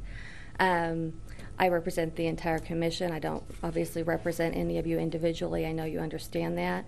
But for this process to be viewed with integrity, I have to make it very clear about I'm representing the entity of the commission and not any individual commissioner or voice, because then it wouldn't be a fair and impartial investigation. And I do need guidance from the commission on scope, and I think that's more appropriately handled in executive session, but I'm happy to answer any questions that you have now about the process. Thank you, Stephanie. Commissioner Ranzo? Did you have a question for Stephanie? You had your light on. I think it was left over from... He did. It was left over. It was left over, I'm sorry. Okay, does any of the commissioners have a question for Ms. Shank? Just to finish up my comment, I guess I would request that you would, number one, if there's an employment contract that's something you should review, I would like you to do that and determine whether or not it's even legal or ethical to even do this at all. And second of all, I'd like to have a cost estimate before we spend a month doing this. I'd like to know about what we're going to spend on this process. Thank you so much. Thank you. Any other questions for Ms. Sheck? Do we have a seconded substitute? Yes, I did second that. I believe you did. Okay, I guess we don't have any further questions for you, but we look forward to finding out what you can find out. All right, thank you. Thank you. Okay, Commissioner O'Donnell. Thank you, Mr. Chair. Because of the time frame we're looking at, I don't oppose Commissioner Ranzau's suggestion of looking into commissioners' conduct and applying that to us as well. I would just suggest that it be subsequent to this initial investigation so we can get this one done in a more time-efficient manner, and then we'll come back and we'll investigate ourselves. I do think the one key difference between these two is that we're accountable to the public and that management's accountable to us. So we can go all day investigating each other. I think they do that in Washington, D.C. quite well. If that's the type of activity you want to have up here, I'll go along with that. However, I do believe for time constraints, let's get this first one out, and then we can do the second one. So thank you, Mr. Chair. Thank you. Commissioner Ranzo. I'm not aware of any time constraints. Unless we're worried about an election or something. There are no time constraints. If we're going to do an investigation, you need to do it right. You need to take the time to do it right. Don't rush this through. The idea that you're going to investigate yourselves later on, that doesn't fly. It's all connected, gentlemen, and we all know it. But the fact that we want to rush this through and keep things separate only confirms my suspicion of the intent of this endeavor. So I've made a motion. I say let's vote on it. Okay. Commissioner O'Donnell. Thank you. I only say time constraints is because obviously there's a whole lot of friction. I think there's a lot of people in this organization, staff, that we need to be concerned about because they're concerned or unhappy or uncomfortable, and that's what I hear, and that's why we need to hurry up and evaluate that, and then we can come back and evaluate our own conduct, or have an outside entity do that. However, I am concerned about staff and morale and some of the issues that have been addressed to me, and I know Commissioner Dennis has said that on numerous occasions today. We can't just continue to ignore a problem and have an exodus of staff, because we're responsible for the 3,000 employees that care about this community. So, thank you. Mr. Chairman, I wish I could say more to respond to Commissioner O'Donnell's comments, but I won't at this time. It'll all come out in the end. But that being said, you're talking about, there's been issues and concerns for 2 years, okay, that have been generated from commissioner conduct. And we haven't seen an urgent need to address that. That's where everything stems from. That's the underlying problem. Thank you. I don't have a problem with your substitute motion, Commissioner Randall. But I do believe that because I personally am very concerned about our staff, we do need to concentrate on that part of it initially, to get back with us at our next board meeting for that. If we expand it beyond that, beyond our next board meeting, I don't have a problem with that. So I'll support your substitute motion. Any further discussion? My motion expands the scope and would be included in any report.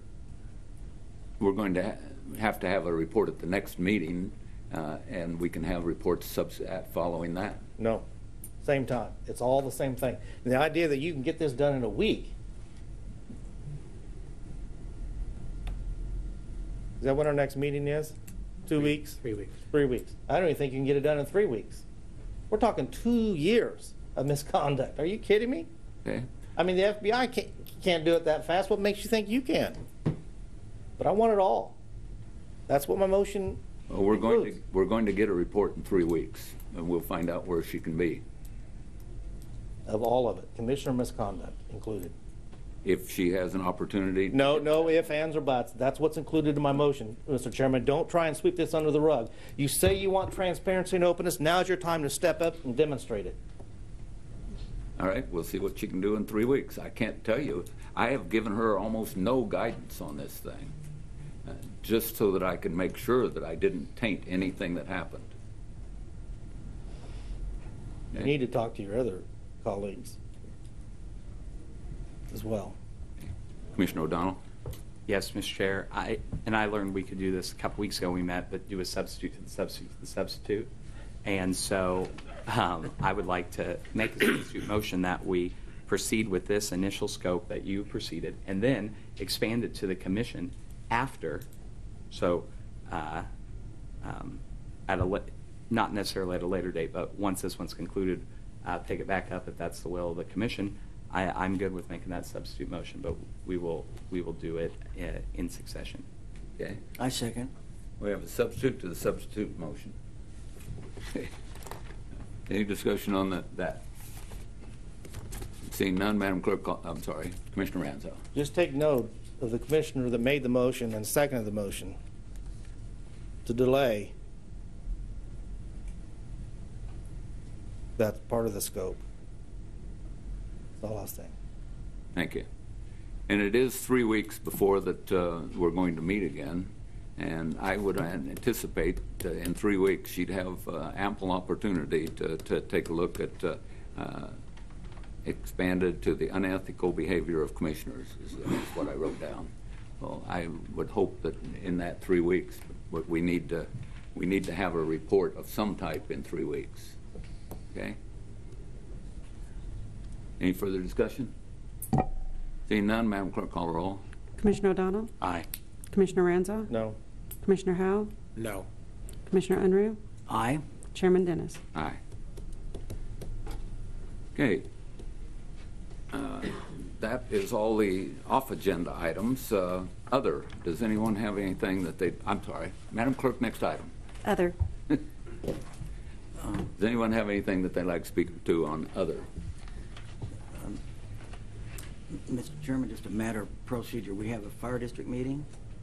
Yeah, we will have a fire district. And then we need I'm going to have a motion for executive session, so I just wanted to put that in your thinking as to how you put these things in order. So. Okay. Well, we can cover other real fast. Okay. Does anyone have anything that they'd like to discuss on other? I have one thing.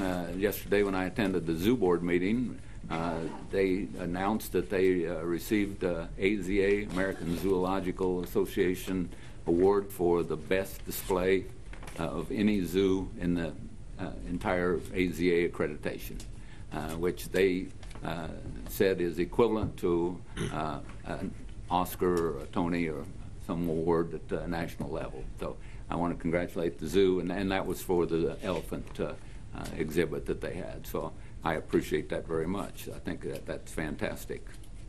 Oh, anyone else have anything else that they would like to cover during other? Then I'd like to recess the Board of County Commissioners meeting for 24 October 2018 and call to order the governing body of Fire District Number 1. Madam Clerk, next item. Roll call. Commissioner O'Donnell? Present. Commissioner Ranza? Present. Commissioner Howell? Present. Commissioner Unruh? Present. Chairman Dennis? Present. Next item, please. Public agenda. Does anyone in the audience wish to speak on anything on the public agenda for Fire District Number 1? Seeing nothing, next item, please. Consent agenda. Commissioners, County Manager Mike Scholes recommend you approve consent agenda item alpha. So moved. We have a motion to approve consent item alpha. I'll second it. Any discussion? Seeing none, Madam Clerk, call the roll. Commissioner O'Donnell? Aye. Commissioner Ranza? Aye. Commissioner Howell? Aye. Commissioner Unruh? Aye. Chairman Dennis? Aye. Does anything else have to come before our fire board? Seeing nothing, I'd like to adjourn the fire board and call back to order the governing body of Board of County Commissioners.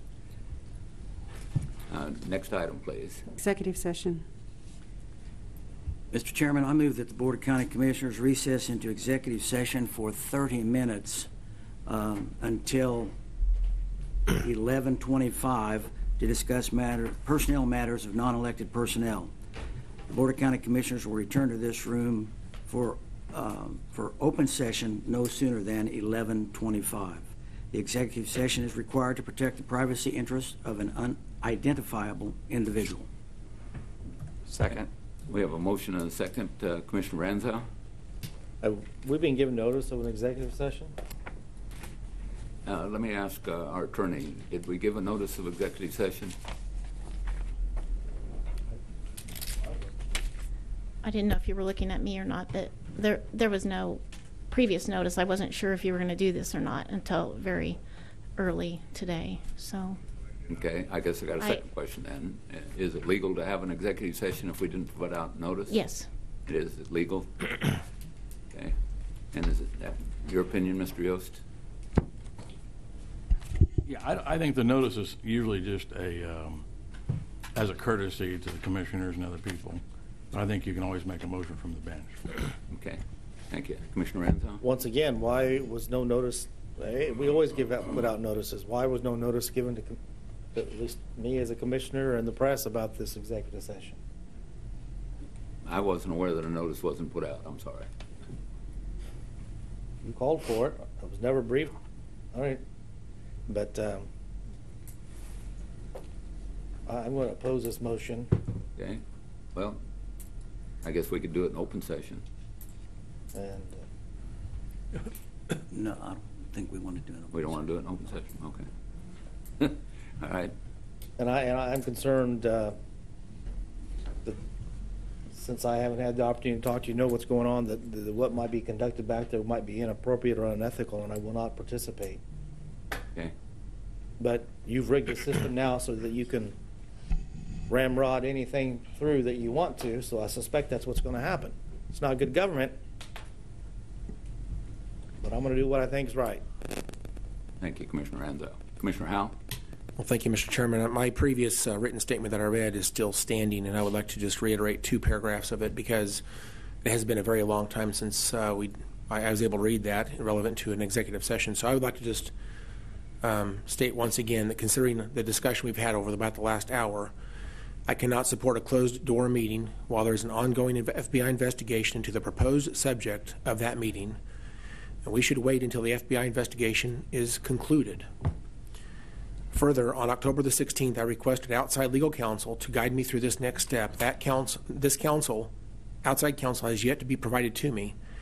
I am open to attending the executive session at a later date when I've had the opportunity to consult outside legal counsel and when the FBI investigation is complete. But until that time, I cannot attend an executive session on this topic. Thank you, sir. Thank you, Commissioner Howell. Commissioner Ranzo? I agree with Commissioner Howell's statement. I'll just point out that the chairman has spoken about openness and transparency, yet in this meeting alone we've had 2 off-agenda items and now 1 executive session that are being taken up without the rest of the commissioners and the public being informed about any of it. prior to this meeting. It was clearly orchestrated that all of these things were going to happen prior to the meeting, and we knew nothing about it. That's not openness, and that's not transparency. Thank you. Any further discussion?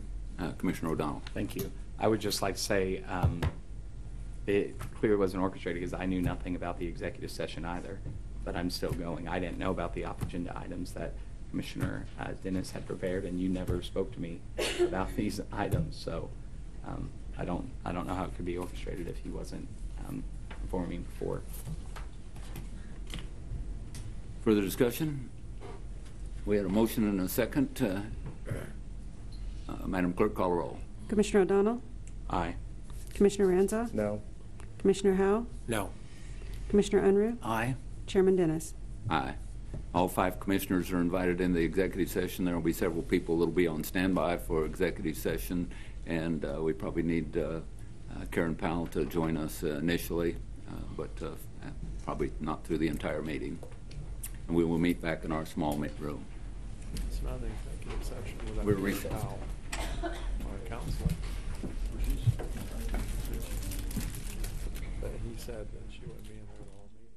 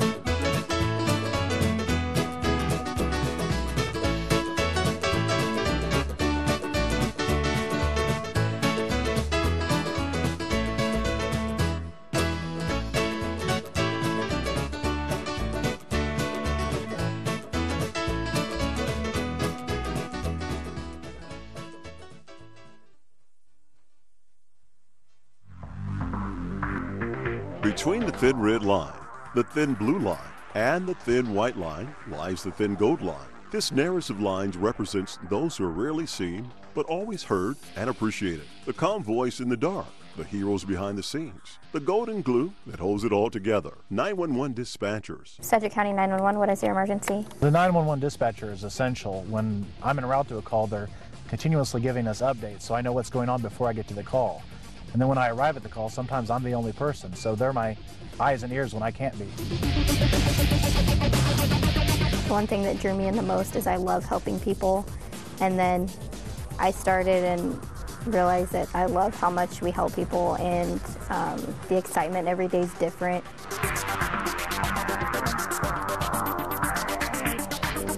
911 dispatchers are extremely important to Sedgwick County Fire Department. They're the first ones on scene. They're the ones that have the first contact with our citizens that are having this emergency. They are the ones who notify what units need to go to a particular emergency. They're the ones who tell us how many units need to go. They are a vital success to the outcome of all the calls that we run. We couldn't do that job without them. I really wanted to be that person after you go through something really traumatic and you have to call 911 and then you finally get that calm voice and you're like, okay, it's gonna be okay. Hectic, but very rewarding, because you never know what's going to happen on that next phone call, whether you're going to be saving a life. My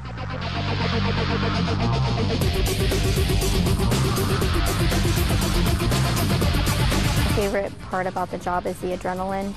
I love the fast pace when things are getting busy, when we're getting chases, or when we're, really helping someone that I know needs the help.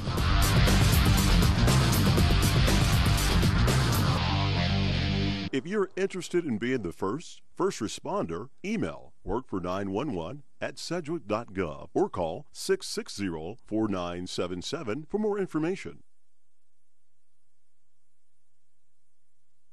Wichita was built on a floodplain. Early settlers even called the area from hillside to ridge road swampland. In the 1800s, several large floods hit the area, but it wasn't until after the 1944 flood that left more than 5,000 temporarily homeless, the city started a flood control committee. That's where MS Mitch Mitchell, or Big Ditch Mitch, comes into the story. After just 10 days on the job as an office engineer, he was sent out into the field. They made me wade through about 1.5 feet of water. Now, I'm in my office dress and shoes, and they made me wade through the water to get to the road where the drive was.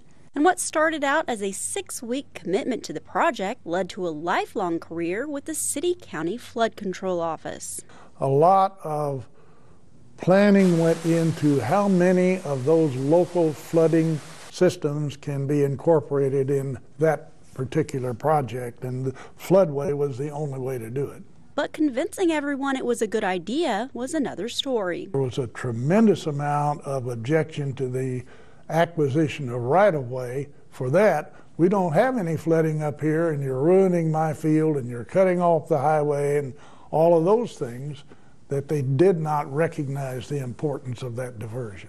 The design for the Wichita Valley Center floodway was modeled after one Mitchell saw in California. They were very helpful. They sent us their manuals for construction of the lining, for the maintenance of the lining, how these things should be under drain systems. So they gave us the design work for what you see on the paved canal now. The main project was the diversion of the Little Arkansas River, some water from the Chisholm Creek system, and some water from the Arkansas River through what became known as the Big Ditch. There were people who said, you can't do that. You can't put that Little River water in the Big River. Well, we did. And that Big Ditch has been his legacy.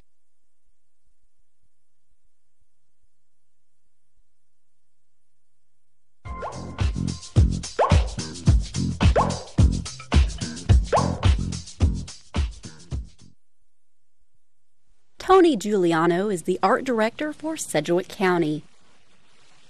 You've probably seen his work.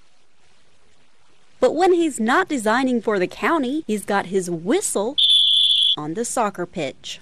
He looked at me and he said, "You're skinny, you're young, you can run, you should ref soccer." And 15 years later, I'm still doing it. Moving up the ranks. And it's opened up a lot of doors for me. I ref at the local level and the JUCO and the NAI levels all the way up to Division I. Achieving a collegiate level national badge. It's exhilarating. I really enjoy that challenge. I mean, at that level, you're reffing the best athletes. Reffing around 60 matches a year. You'll find a common phrase in the referee community. It's for the love of the game.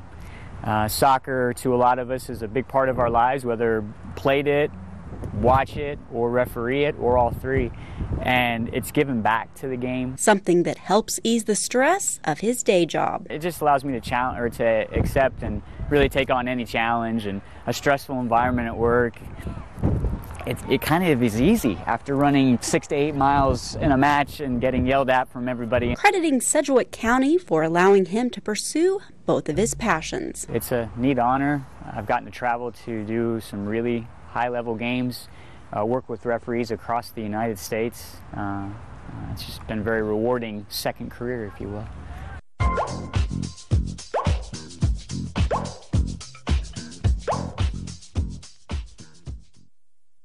If you've ever needed a snack while visiting the Sedgwick County Courthouse, you've probably seen Wes Brummer. He and his wife Debbie run the Snack Zone. Brummer also furnishes all the vending machines in the county. But when he's not keeping us fed, he spends his time writing historical fiction. I grew up in a family that liked to tell stories. My folks grew up during the Depression. That's part of what inspired his book, Dust and Roses. It's basically about a young woman who takes a big fall, and the rest of the story is her redeeming herself. Writing hasn't come without challenges.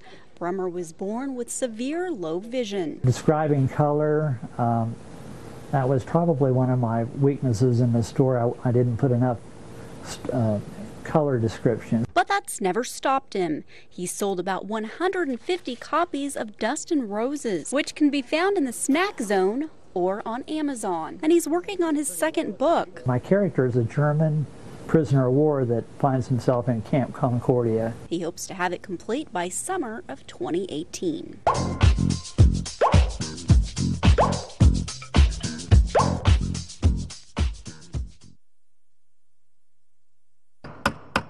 Habitat for Humanity provides opportunities for families to achieve affordable home ownership. The volunteers, we don't have the hands to reach out to recruit the families. We don't have the hands to go and meet with these families and help them along their journey. One of those volunteers is Sedgwick County employee Greg Gann. Next thing you know, I'm on 3 committees, and here it is 10 plus years later, and it's just a great fit for me. Gann serves on the Home Buyers Committee, reviewing applicants and doing on-site home visits. He is always enthusiastic and excited to introduce families, to tell their story, and to talk about not only the challenges that they face, but how they overcame those challenges. You realize just how difficult it is for families to find clean, safe, affordable housing in good neighborhoods where they can raise their family without much care. These houses are filled with love. It doesn't matter if you don't know which end of a hammer to use.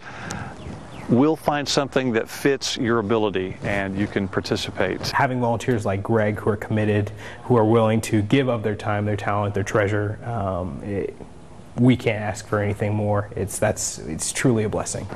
Wow, every day is a great day. I come to the job sites, we go on home visits, we meet. I can't think of a bad day, not once. It's truly been life-changing for me.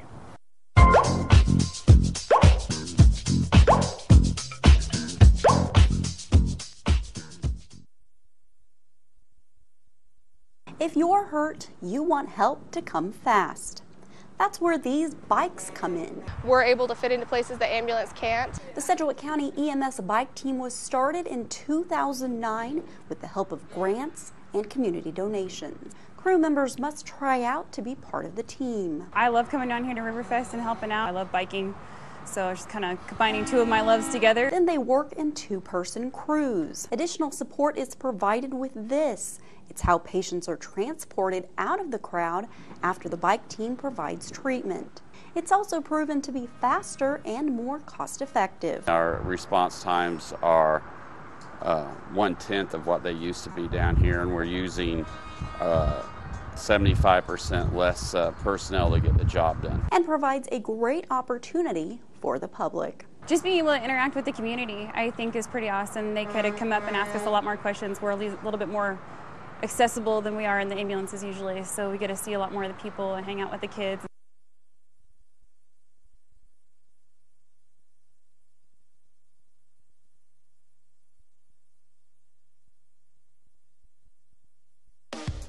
Lake Afton. More than 720 acres of fun. All within a 20-minute drive from Wichita. Join us as we take a look inside the park. I think the biggest draw for this lake is its proximity to Wichita and the big city. It's close, it's convenient. There's something for everyone. Boating, swimming, water skiing, fishing, camping, looking at the stars, and much more. Tom Ames has been coming out to the lake for 10 years. This flying field on the west side of the lake is open to the public for sport and hobby flying. This is one of the very best places to fly in the whole state, actually. Lots of open space, real nice runway.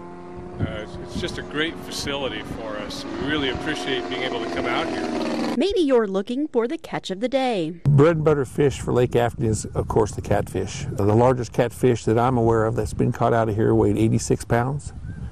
back in the late 80s. Or just a little peace and quiet. Clear night, you can see and hear everything. You see all the lanterns, you can hear people talking. It's just an amazing sight to see. And the excitement continues. It's been a popular spot for people to attend and visit as it continues today. Celebrating 75 years of fun in the sun. I think this lake is cemented in its time frame. It's going to be here for many, many more years to come.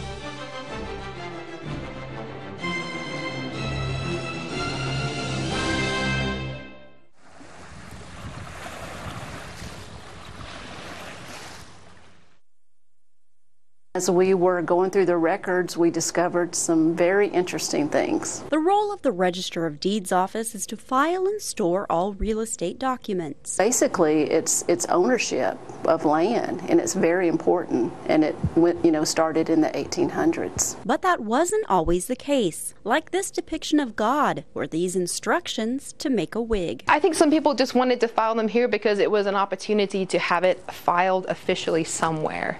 And maybe this for them was the most convenient place. But it's the history that's the most interesting. These are the first plats of land for Wichita. So this is what the city looked like when it was brand new in 1870. And the history that made Wichita the air capital of the world. Deeds to the Travel Air Company, started by Beech, Stearman, and Cessna. So these aircraft companies go back a long way. These all started in the 1920s. There's even a local connection to former President Obama. His grandparents and other family members lived in Wichita in the 60s. His grandparents moved from Wichita in the 1960s to go to Hawaii, where they helped his mother raise him. And then there's the Wild West. This deed is from Billy the Kid's mother, who ran a company washing soldiers' clothes. She also dabbled in real estate.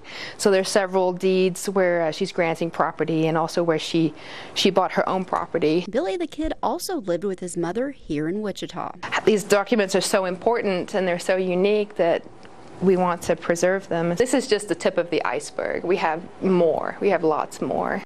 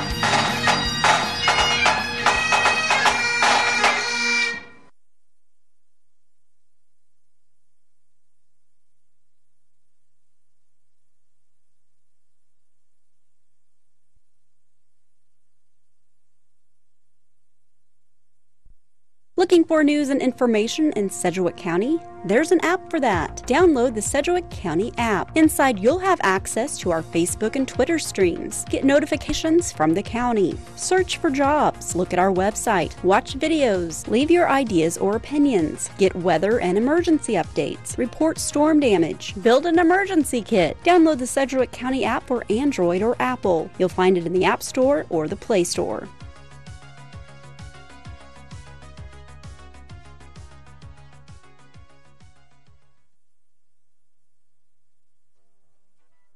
Did you ever wonder how first responders in Sedgwick County find homes in the unincorporated areas of the county?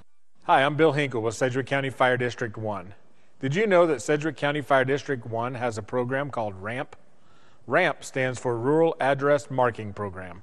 This is a program that is offered free of charge to all citizens living in the unincorporated areas of Sedgwick County. Through this program, you can visit our website, www.sedgwickcounty.org. From there, go to the Fire District page and find the ramp form and enter your information. Choose from vertical, horizontal, or diagonal sign that we will produce for you free of charge. This will be a green sign with a white reflective numbers which helps first responders locate your property from a distance in the event of an emergency. Once the sign is produced, one of our fire crews will come to your location and install the reflective sign for you. This ramp program helps first responders quickly locate your property in the event of an emergency, cutting down on possible delays in response times due to your address not being visible from the road. All responders in Sedgwick County benefit from this program. These signs can be seen both day and night and during inclement weather. Help us help you in case of an emergency.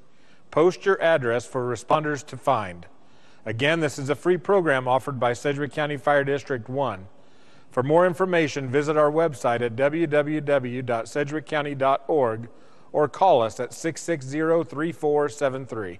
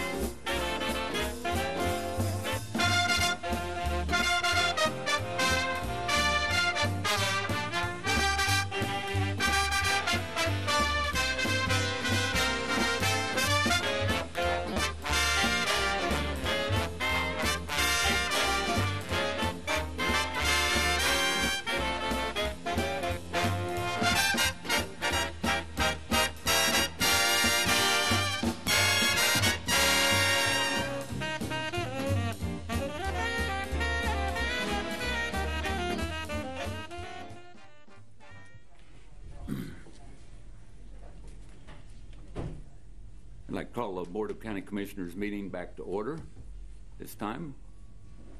I'd like to state that we had an executive session and no binding action was taken during the executive session. Does anything else need to come before the board today? Seeing nothing, we're adjourned. Thank you.